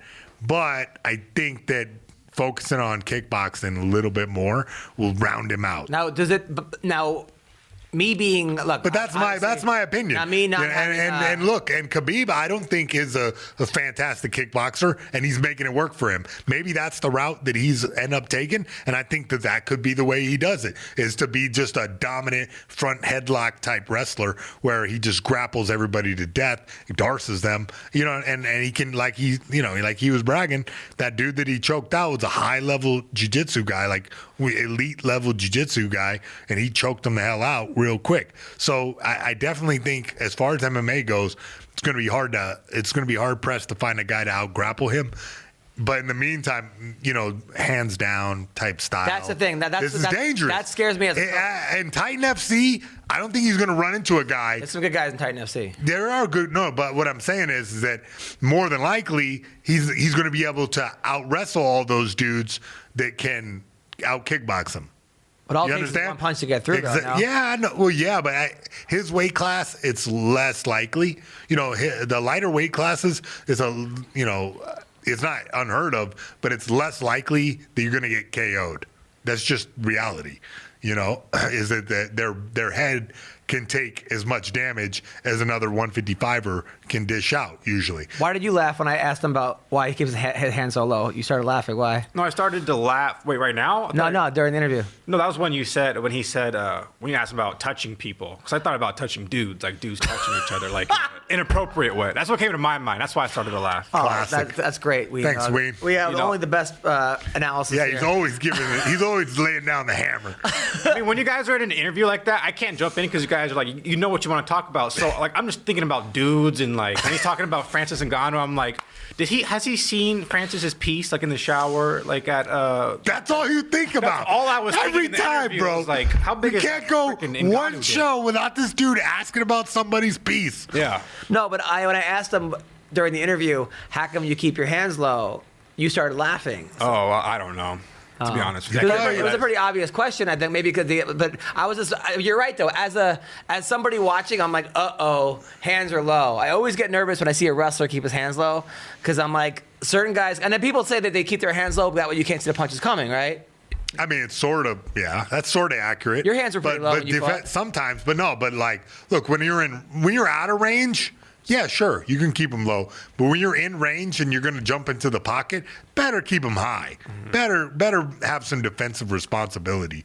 As my career progressed, I stopped doing that as much because I got tagged a few times, putting my hands so low. And the reality is that as you get older, it's harder to take those punches. So now, why'd you always put parts unknown? Because that was one of the funniest things. Because I was from everywhere. Because I never had like.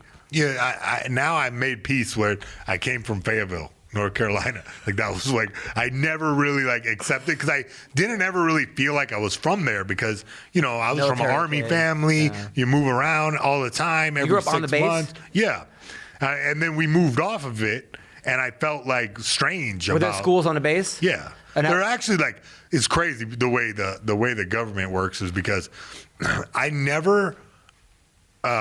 Went to a better school than I did on the Army base. Like great teachers, great, all the best. Small classes. Small classes, yeah. It was like the best, because the government, it was like right there at the source of the government funding. Then I went out we moved to suburbia thinking that it would improve our quality of life. And instead, we just had a bigger house and shittier people. But you're also on an Army base. Doesn't the whole community know you? So they're kind of all looking out for you, like, oh, that's what's next. You think so, but you're packed in there so tight, like sardines. It's government housing, bro. It's still government housing. So it's like a damn, the projects a little bit where you're all stacked on top of each other, and it's the lower end of the socioeconomic ladder. If you're misbehaving, don't people, hey, Mr. Mayhem, I saw your son yesterday, and he was sort of, doing. Don't people kind of? Bro, are you not getting it? I'm talking about the Army. Yeah, it's a military. When are they going to talk to my dad? When he's in the field, or when he's in the desert, or when he's back in the field, or when he's back out of and he's in the desert. Your dad wasn't around? Dude, when you're in the Army, you got to work. Like, you got to go. They send you out there. You're government property. So, yeah, my dad was gone a lot. So he was, like, shipped out to your mom this have place, any control over place. you and your sister? Yeah. You know, my mom was she's a very strong lady and was very, like, you know, she was really, really caring, you know, and really, like, cared about our well-being and try to get us to do good in school. Was it hard having like?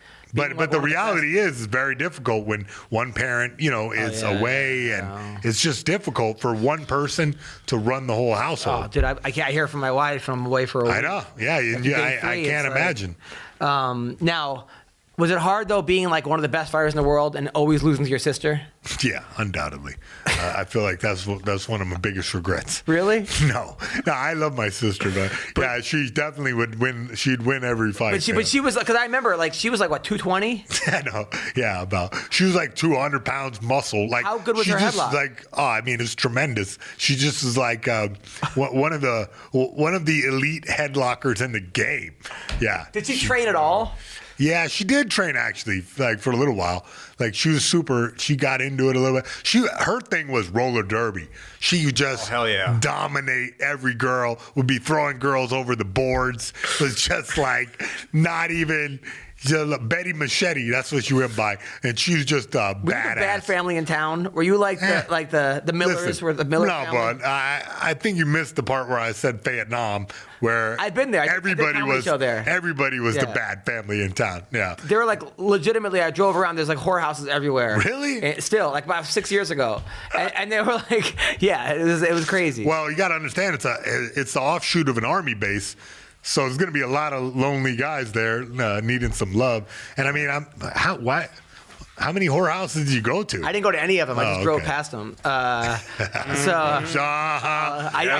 never in my life been to a prostitute. Have you been to a prostitute? Never. No. You? I mean, I got freebies, plenty of them. Yeah. I've hooked up with girls that didn't charge me, but they were like friends. They were like, I don't know if I was supposed to be insulted or not. They were like, this guy can't afford me. So, by the way, let's talk about some of the fights. Some of my shows in Vegas last week. Oh, God. I didn't talk about my shows. Did you do a show every night? Every night of the week. Wow. Monday to Sunday. One night, Anthony Joanna came. You know him? Yeah. He's a great fighter. So he came with his... That's how you say his name, shit. Joanna. Him and his brother, Chitty Bang. They call him Chitty. Yeah. So he came with this woman who's Lisa King, who's like a big kickboxer back in the day. And she has a daughter, and he's dating her daughter, who's like 30. Beautiful. And the mom's beautiful. And I was giving him the hardest time. Like when you guys have sex, you do it standing up because you have no ground game. Just like, and he turned like purple. Like it was actually, he said he was sweating. And then Lisa wrote a whole thing of like 50 Shades of Black. Like that's how many shades he turned during the fight. So then he was like, hey, why don't you come to my class? I'm going to make you sweat. So I went to his, that's the thing about Vegas, is that you can go to like a random kickboxing class and it's a world champion training you. So I was there with like 8 people. It was a hard ass class, but that was awesome. So thank you for doing that. And then Vince Murdoch, who trained with Team Alpha Male, who finally made it to the UFC, got tested. He had like a brain condition. Ooh. He had like a GoFundMe for his brain surgery, which I donated, and he's a great guy, but it was successful, and now he's actually back fighting. So I go, obviously it wasn't that successful if you're still fighting. Yeah. But he came, and then Keith Berry came, who's a big fan of our show. Hell yeah. Who he dated for a while, Nicole Aniston, who was a porn star. Yes, I'm a big fan. You're a big fan of her? Yeah. So during the show, I said, yeah, both of them take shots to the face. Keith Berry's a good dude, but it's crazy because I was coaching wrestling, and I go, guys, in practice, the winner of this next takedown gets, and I go, I don't know, who do you guys like, Miley Cyrus or, whatever, and this little Indian kid in my team goes, Nicole Aniston. Nice. I'm like, great, so they're watching porn now in middle school. Really? Yeah. Damn. I know. That's when I started. Man. Really? Yeah, because that's when like phones first started to get internet on them. So somebody would come to school, like one of my friends, and he'd have like a short, like 6-second video of a girl like masturbating with like a giant pink dildo. That's like the first porn I ever seen in my life. Yeah. And from that moment on, I started begging my parents. He remembers it so vividly. It was pink. Huh? I started to beg my parents for iPhone because that's yeah. gotta watch porn now. And what happened? I got one, See, and then my life ended. That's the problem. Is that the internet? Like when I was a kid, we had National Geographic. Those were the naked girls. Dude, I grew up on an army base, and my next door neighbor when I was 10 had like a stack of found his stack of his dad's Hustlers and penthouses. Oh my God, really? That was just that warped my sense of reality. I can't imagine what kids I had like are National doing Lampoon now. magazine. You see a girl's tits, and you were like, you invite all your friends over. Yeah, I know. Right? No, and meanwhile, I'm like in the bathroom in 4th grade showing kids Hustler magazine, getting busted for it, trying to flush it. But the problem is that that's what we had. Magazines. He's getting pink dildos, girls masturbating in middle school, and that's why right now he's into sword porn. Yeah, you're right. I'm into coronavirus porn now. Have you heard about that? Yeah, that's a real thing. What? Yeah. Hey, I'll just tell you this: that like you're into that? Two fine girls walk by with those masks on, and I gotta tell you, I think I got a new fetish. Maybe I gotta Google this. Well, didn't you have a mask when you came out to the all the time? Yeah, but I mean, never a coronavirus mask. So you're into that? There's actually porn now. People wearing hazmat suits. Oh, really? It's a real thing. So hazmat, but you just unlock the bottom. I don't know. Have you watched it? Yeah, of course. And then like the girl has like one of those you know what I mean, like the button-up thing in the back. Is that what's going on? Like onesie pajamas. Like exactly. Yeah. So you masturbated to hazmat porn? Well, I'm not saying I'm masturbating to it. I might just be doing research on it to see, it's a new fad. I gotta look it up, dude. So not full masturbation, but chubbing it up. Yeah, with just hazmat. chubbing it up. Yeah. All right. But there's something very interesting about the the mental side of this porno, because it's like, I think it's very romantic. You have like one person who might have coronavirus. They don't want to get their significant other the virus, but then the significant other says, you know what, baby, it's all right. I love you. We're in this together. And then they just bang each other. It's like AIDS porn. When you have somebody going around giving people AIDS. I never watched AIDS porn in my life. No, trust me, you have watched AIDS porn. Yeah, you just didn't know it.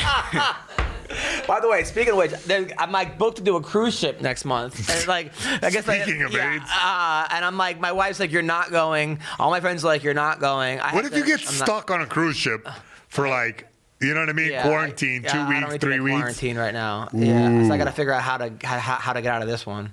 Man. So you're changing your mind? You're changing your mind? I'm not going to go. Really? I'm going to get fired from the cruise company, but whatever. You are? Yeah, of course. But I mean, they have to understand. It doesn't matter. Just say you already have the virus. Oh. Actually, I have thought of that. Yeah? Don't think I have not thought of that. Like, I've been coughing all day. You don't want me on there. I don't know what could be wrong with me. I should go to the doctor or something. Yeah, no, I'm not. Yeah, so that's that. Anyway. Oh, so let's talk about some more fights. Because this fight I want to bring up, this LFA fight. Look, there's all these fights right now. I know. It's overwhelming at this stage. It's overwhelming. At the same time, there's hidden gems. And me being we have the best podcast out there. By the way, tell everybody, keep spreading the word. Don't think I don't see that. When you guys put that on Twitter and Instagram and saying that this is my favorite podcast, it means the world to me, especially because I'm losing money on the show every week. Okay, so listen, it makes me feel like I'm doing something good for a living. But LFA fight, a guy got knocked out by his own shoulder. But really, was it though? Yeah, I saw this. You saw the slam? Yeah. You don't think it was his own shoulder? I mean, yeah, but it wouldn't have happened by himself. Oh, right. He got taken down. Right. And yeah, when you slam a dude down on his elbow, his shoulder jams up into his face. That's the blackest guy I've ever seen in my life. That is the blackest guy I've ever seen. He is a Cocoa Bunny. That's for sure. There's like 9 things I could say right now, but I'm it's not bad. Okay, so all right, perfect. So let's see this. Let's see this fight right here. Surprisingly white name though. Nate Richardson. Really, I feel like Nate's a lot of black guys named Nate. All right, so here you go. Boom, picks him up, and his own shoulder knocked him out. No. Well, yeah, I mean. But yeah, it was the. So what happened? He braced for the hit. He braced for it, as he fell down. Yeah, do we have a slow-mo at the end of that? Let's check that out because I'm pretty sure that what happened was, and it's happened to me before where you knocked yourself out. I mean, it's not like he knocked himself out. This guy dumped him, and he was trying to brace, for impact.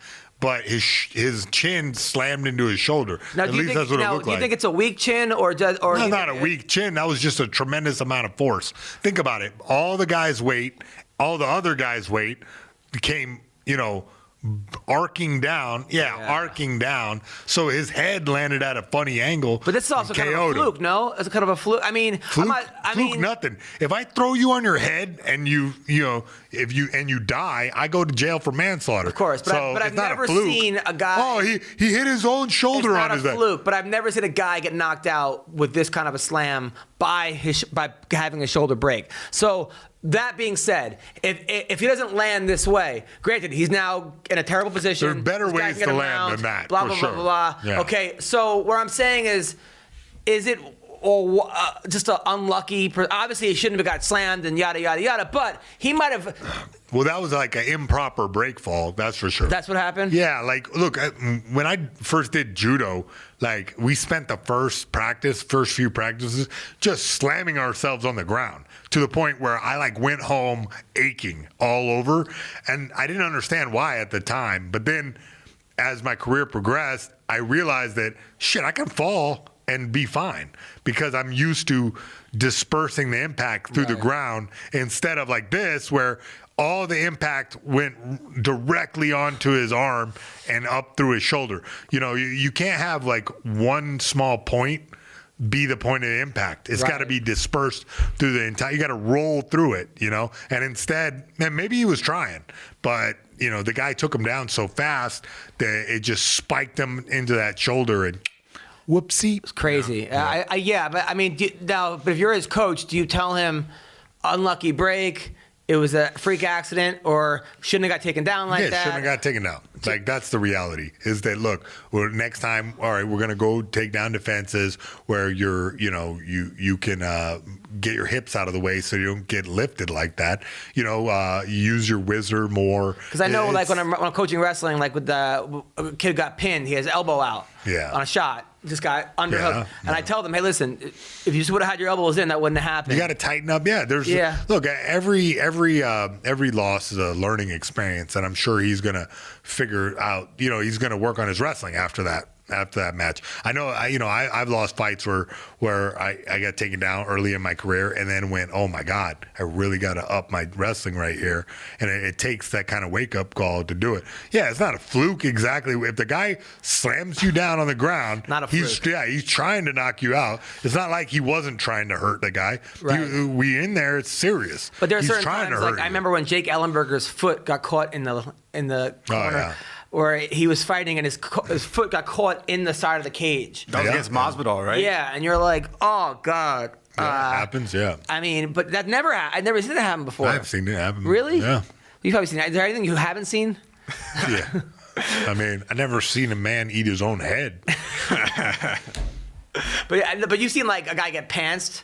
I've seen Randy Couture get pantsed. Yeah. By who? I think Walid Ishmael. He pantsed him? Yeah. You know what? I just remember that right now. He like ripped his pants off during the fight. Yeah. I've seen a nipple pops out. I've seen nipples pop out in fights. Magana. And somebody else, this other girl, Elizabeth something. I've seen a guy shits himself. I've seen a girl shit herself. Are you just gonna? Is this your checklist of I've seen wild biting. things I've seen biting. I've seen fish hook. I've seen eye gouging. Yeah. I've seen a guy. I remember Mark Kerr said that he opened up a cut and tried to dig his thumb in and get him to tap that way in the guy's eye. We've seen headbutts. I'm trying to think. We've seen shoes fall off. I've seen Tony wore slippers during a fight against Randy Couture. I've seen hair being pulled. Right? You've seen hair being pulled. No dicks though. No dicks falling out. Right? Oh yeah, we have. Really? Yes. Well, I've seen what's his name's nut. What's his name? His nut. Dennis Hallman. Dennis Hallman's ball popped out. Really? And then Dana White gave the other guy a bonus for getting his balls off the screen, and said that. Disgusting. I've never seen a guy bite a guy's testicles, but I have seen Gary Goodrich told me during a fight. They told him no rules, and they said there were rules. He removed the guy's cup, grabbed his ball sack, squeezed as hard as he can. The guy tapped that way.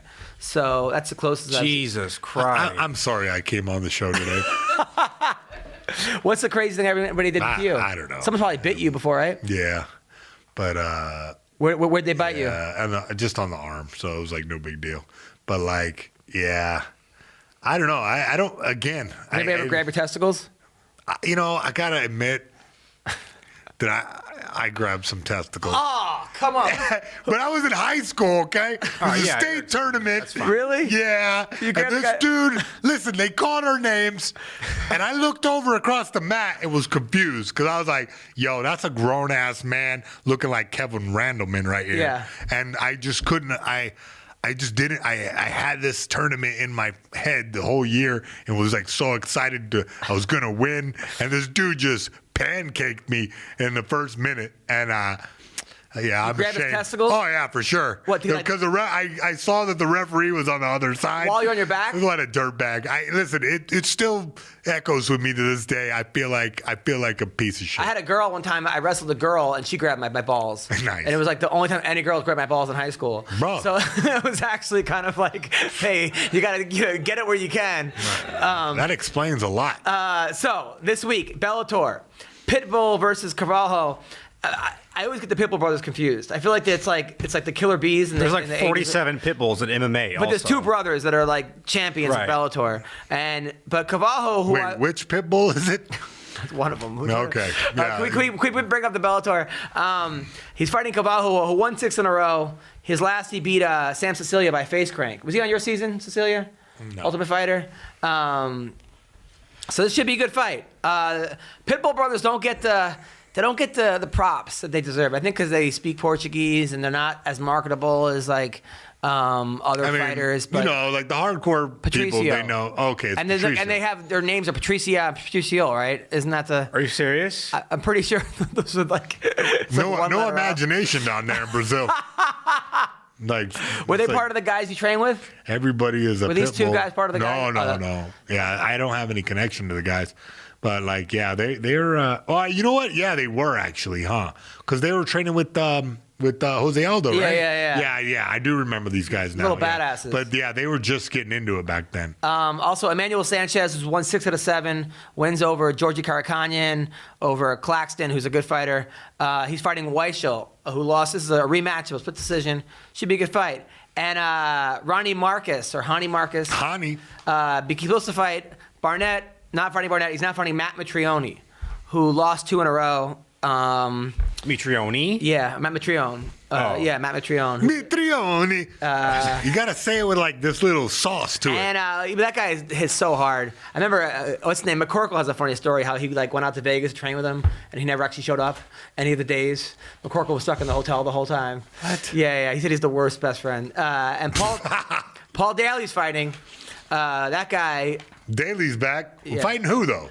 Sabak Homasi. Oh, I don't know. What's the guy's record? Is he like on a win streak or something? I think he's good, but I think that they need Paul Daly to be a star again. Yeah. So I think they're giving him a guy. I can imagine that, yeah. And then Nick Newell. He's the guy with one arm. Yeah. Who? So Newell is...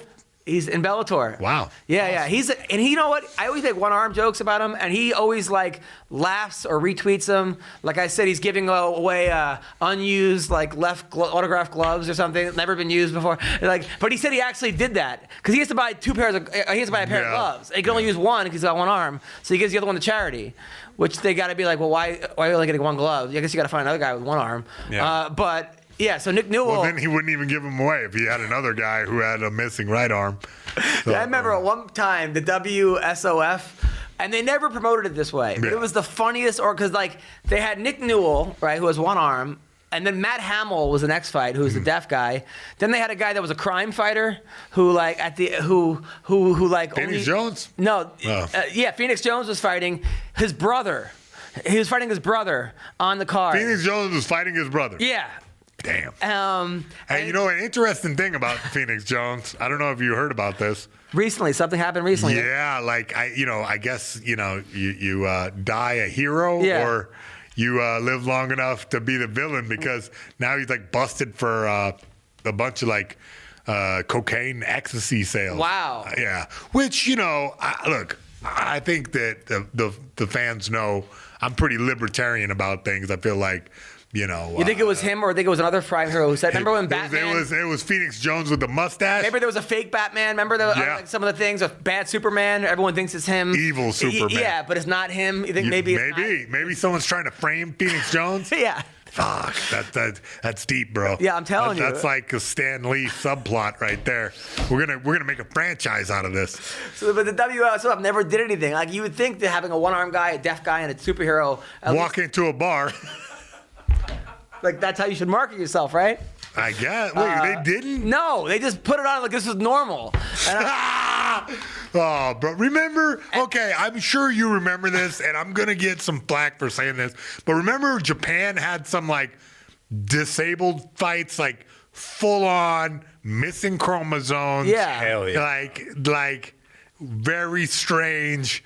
I mean, yeah. I feel like there's a market there. Of course there is. You know what I mean? Buy every single card. Like, Call it Special Olympics, but for, like, MMA Snowflake fights, something, everybody's unique. Snowflake. I don't know. Transgenders, two transgenders versus each other. Hell yeah. I mean, I'm not putting them in the same category as we're disabled watching that right people. now. This is just, oh my God, you're not kidding. I know. This is fake wrestling, though. Or Listen, actual. bro. Is that a guy? It's all fake wrestling, bro. I don't know what's going on. I don't know. All right. Yeah, okay, I guess. Now we're all depressed. We took back everything I said about this. I didn't mean to make it dark. Yeah, but there was, all right. So also Leslie Smith is fighting a girl, Jess Miel, whose nickname is the Widowmaker, which is kind of dark, That's a badass nickname. The I thought about that the other day. What do you do, just go around killing husbands? Like that? The Widowmaker. Yeah. So she's making widow. So yeah, she's killing dudes. Yeah, like if you're a widow, doesn't that mean like your husband died? Yeah. So you're on killing husbands. Shouldn't she be the widower maker? Is that too wordy? I don't know. The widower maker, like she kills girls in the ring.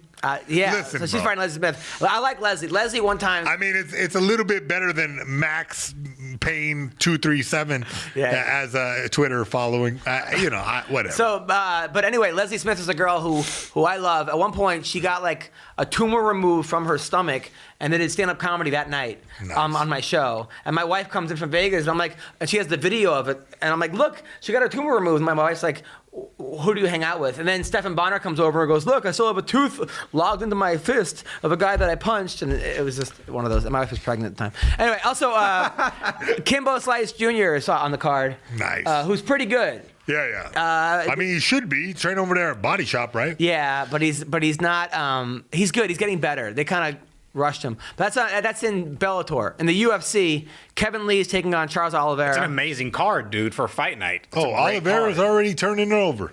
Not right. Cowboy Oliveira. My bad, Charles Oliveira. Oh, okay. Also a really good fighter. Yeah, dude. Damian Maia versus Burns. Good with Burns. Yeah. Randa Marcos versus Amanda Rivas. And then Johnny Walker. He's finally Can we show back. some of Johnny Walker's breakdancing? Because this dude's hilarious. Johnny Walker fighting breakdancing. Victor Krylov. Yeah. Should be a good fight. Dude, it's going to be a Not great Victor card. Krylov, right? What is it? Nikita Krylov? It's some Russian Nikita Khrushchev. Magomedov. Yeah. No, but my parlay for this fight, or for this fight night, is going to be Oliveira. Yeah. Gilbert over Burns. Kevin Lee. Over Kevin Lee's last fight, he just 100%. knocked out. So this dude is hilarious. So this guy injured his shoulder breakdancing after a fight. He won the fight, did like the worm or something. Or can we put Johnny Walker walkouts or something? That's right there. Yeah. This is right here. So after a fight, he wins. I was at this fight. He starts doing this, and then messes up his shoulder. That was really was injured, not a worm, and that did look like he blew his shoulder out. What the hell was that about? Yeah, I don't know. Yeah. Is he injured for real? No. Did he get fixed? Here's a guy. I feel like he dislocated his shoulder doing the worm. He came out, knocked out Jimmy Manoa, was on a tear. Yeah, we know then he him got already. knocked Come on. out Yes. by Corey Anderson. Corey Anderson knocked him out, and this is his first fight back of people. But since then, he fired his trainer. Said it was his trainer's fault. His trainer said that he was on Tinder the whole week and banging. All he cared about was banging girls and this and that. That he wasn't taking it seriously. And we'll see what happens. Maybe he should go train with Diego Sanchez as coach. What's that guy's name? I mean, why wouldn't he? Yeah, why wouldn't he? Be a world beater. Diego Sanchez got mad at me, told me to go fuck myself. People usually do that to you. Yeah. I can't imagine why. Thanks, Mayhem. All right, so what do you got, guys? What do you got coming up? We're not going to give our picks for the fights for UFC. All right, what do you got? Well, I Charles have, Oliveira. I have Oliveira. I think he's just a more well-rounded fighter than Yep. Kevin Lee. And then Gilbert Burns is going to win, I think, by decision. Over Maya? Yes. Okay. And then who else? I think Johnny Walker is going to win. And I don't know who Randa Marcos is fighting. I don't know. I'm not familiar Amanda with that Ribas? girl. I'm not familiar, so I wouldn't pick on that one. But that's pretty much it for my picks. Mayhem? I don't know. I think Damian Maia could win that one. I'm not He sure. didn't look that great against Askren. I know, but Gilbert Burns that's a different fight. You know. Yeah, they're both. I mean, who wins on the ground? It seems like they can each other out on the ground, and then Burns wins the stand-up. That's what I'm saying. You think so? All right. Maya's stand-up is I can not see that. good. I mean, it's developed. Yeah. You know, it's not as great, and yeah, it's Maya's fight to lose, but And I think Kevin Lee's got some confidence again.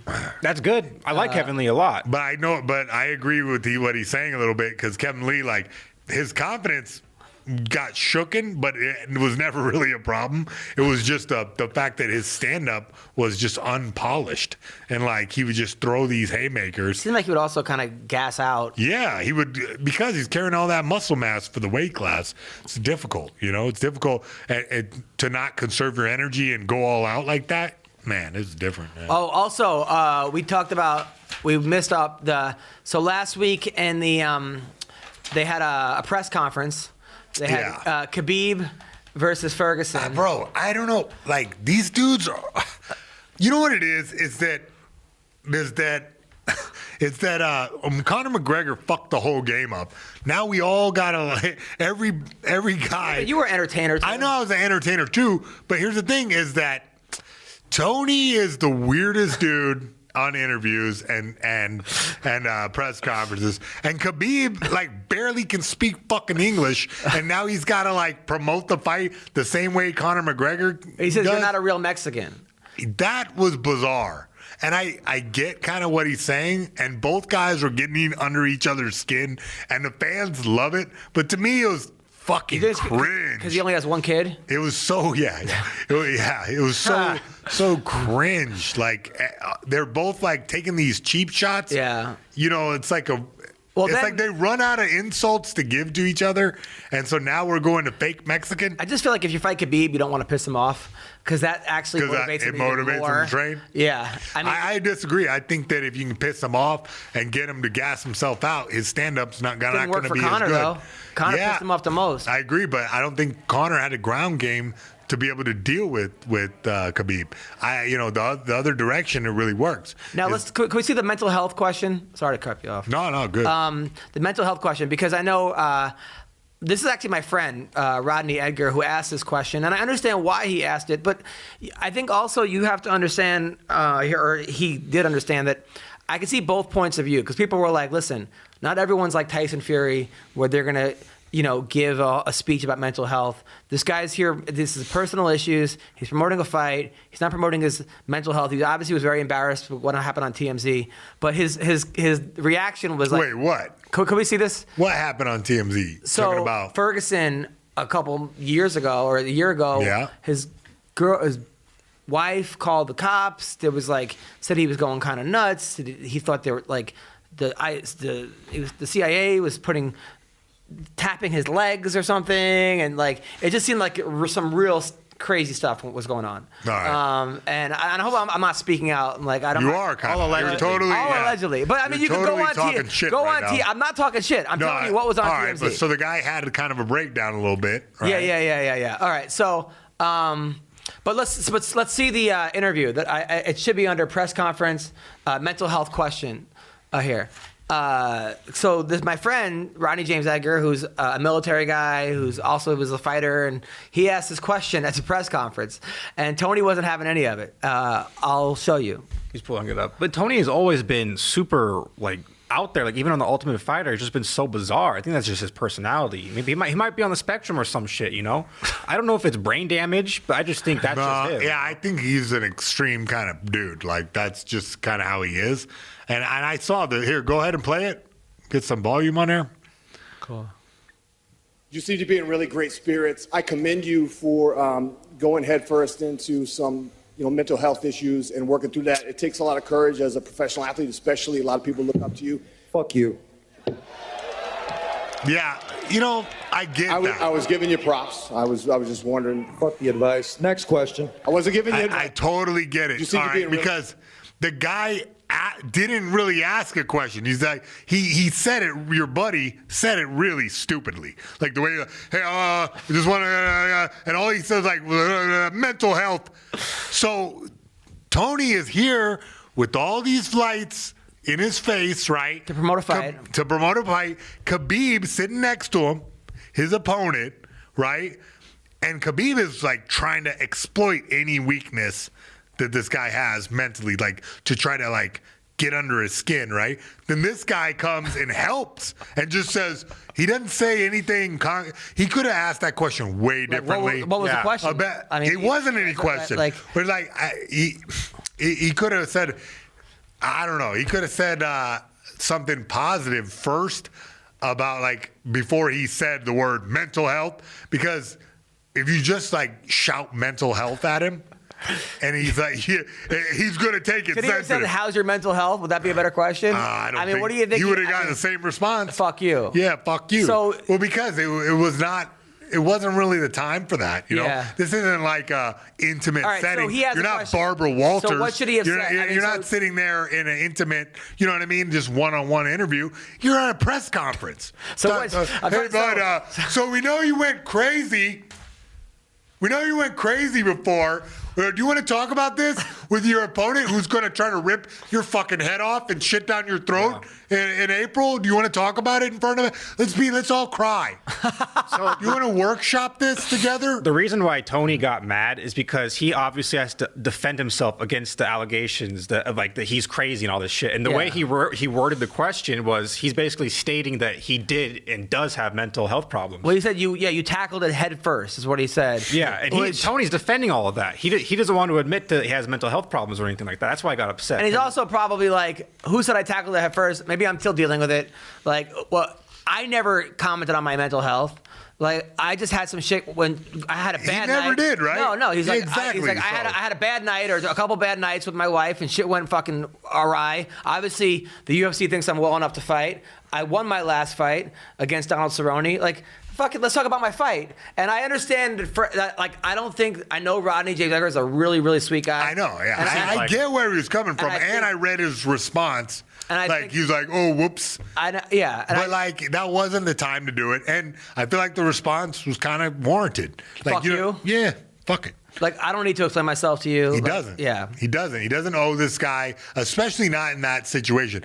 And I hope Tony does later kind of expand on it, because I know I have, and I've talked about mental health and drug abuse, and I've talked about it out there publicly, because I think it needs to be something that's brought to the forefront so that people don't just, you put it in this magic box. Oh, it doesn't exist. It doesn't exist. But the reality is that when you push yourself to the limit like Tony does, when you're going, for championship level training, it takes a toll on your mental health. And so he's not ready to talk about it. How are you going to try to make him talk about it before the biggest fight of his life? And the fight that has been 5 years in the making, they're just going to he's going to do a sidebar with this guy about his mental health in front of the guy who's going to try to kill him. And also, I have ADD, OCD. I take medication. I understand what I could probably understand what the fuck Tony was thinking when he thought the CIA, because I thought some fucking crazy shit in my life that I'm like,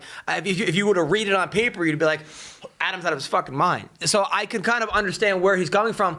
And also, not every guy is that guy that wants to talk about shit. There are a lot of people out there. But also, it's not the place. Yeah. Like Tyson Fury did it on podcast, talked about it, and didn't really kind of talked around it, talked about it, didn't really, expand on it the way that your guy was trying to get Tony to talk about it in a fucking press conference in front of 1,000 blood. It's a way different vibe. Yeah. It's a way different vibe, because the press conference thing is just for me to say, oh, I'm going to beat you up. And then him say, I'm going to beat you up. And then I'm going to beat you up. And that's what that's for. That there's no illusions about it.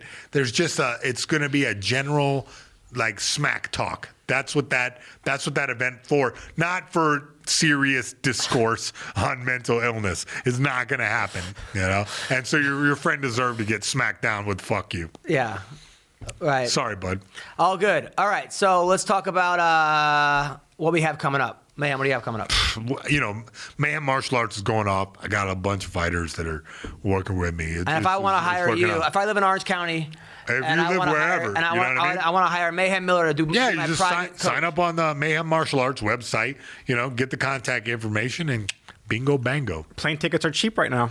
They are, bro. And I will not cough coronavirus directly into your face and or eyeballs. It's good. Thank you. Weendawg, what do you have? Well, this is actually very exciting, dude. This is my birthday week. I turned 24 on Friday. Nice. Which is weird. That's why I'm starting to, become more mature. I'm dressing nicer. I'm not wearing $6 sweaters anymore. Nice. This is actually like a $12 sweater from Costco. Also, I officially opened up an email where fans of this show can email me. It's theweendawg@gmail.com. Right. And then no space, Weendawg, WEEN. Have any guys hit on you since your dream came out? No, not at all. But you can email that email with any questions, email concerns, dick pics to the Weendawg, or you just want to send me a lot of money for no reason. Yeah, just go to that email, theweendawg@gmail.com. Follow me on Instagram, Twitter, and whatever. It's at the Weendawg, which is like the same thing, and I appreciate it. Thank you all. Could you bring up AdamHunter.com, by the way? I'll tell my thing. This week, I'm in Wichita, Kansas. There's bare knuckle boxing that same night in Wichita, Kansas.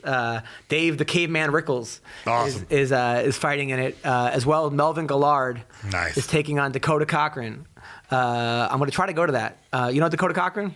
Yeah. He beat Johnny Hendricks in bare knuckle boxing. He's fucking everyone. And he beat Chris Lieben. This dude's like... I think he found his calling, which is bare knuckle boxing. In MMA, he was good, but in bare knuckle boxing, he's like the best. So tour schedule coming up. Yes, we could just click that. It's not coming up. All right, I'm in Wichita, Kansas this week. Next week, I will be at the Tennessee, the Comedy Catch in Chattanooga, Tennessee. And then in April, I'm going to be in New York. I'm going to be at Brooklyn the day before, Thursday before the Khabib fight. I'm going to try to go to the Khabib Ferguson. I'll be in Brooklyn at the Eastville Comedy Club that week. And then April 11th and 12th, I will be at the Boca Club, Boca. And then, so then I got that. And then in May, I just booked, I'm going to be at the Blue Room, May 8th and 9th in Springfield, Illinois. Go to the damn website, Springfield, Missouri. Figure it out. Really rambling through all of your dates, Adam. All right, that's that. Thank you, Max, for coming on the podcast. Thank you, Mayhem. Thank you, Weendawg. Take care, guys. Bye-bye. And good night. Idiot. Oh, my God. Trap sonson, trap donson. Түүний сонсдог хөгжим дур булаан. Дагаж дуулан дур булаа мууруулаа.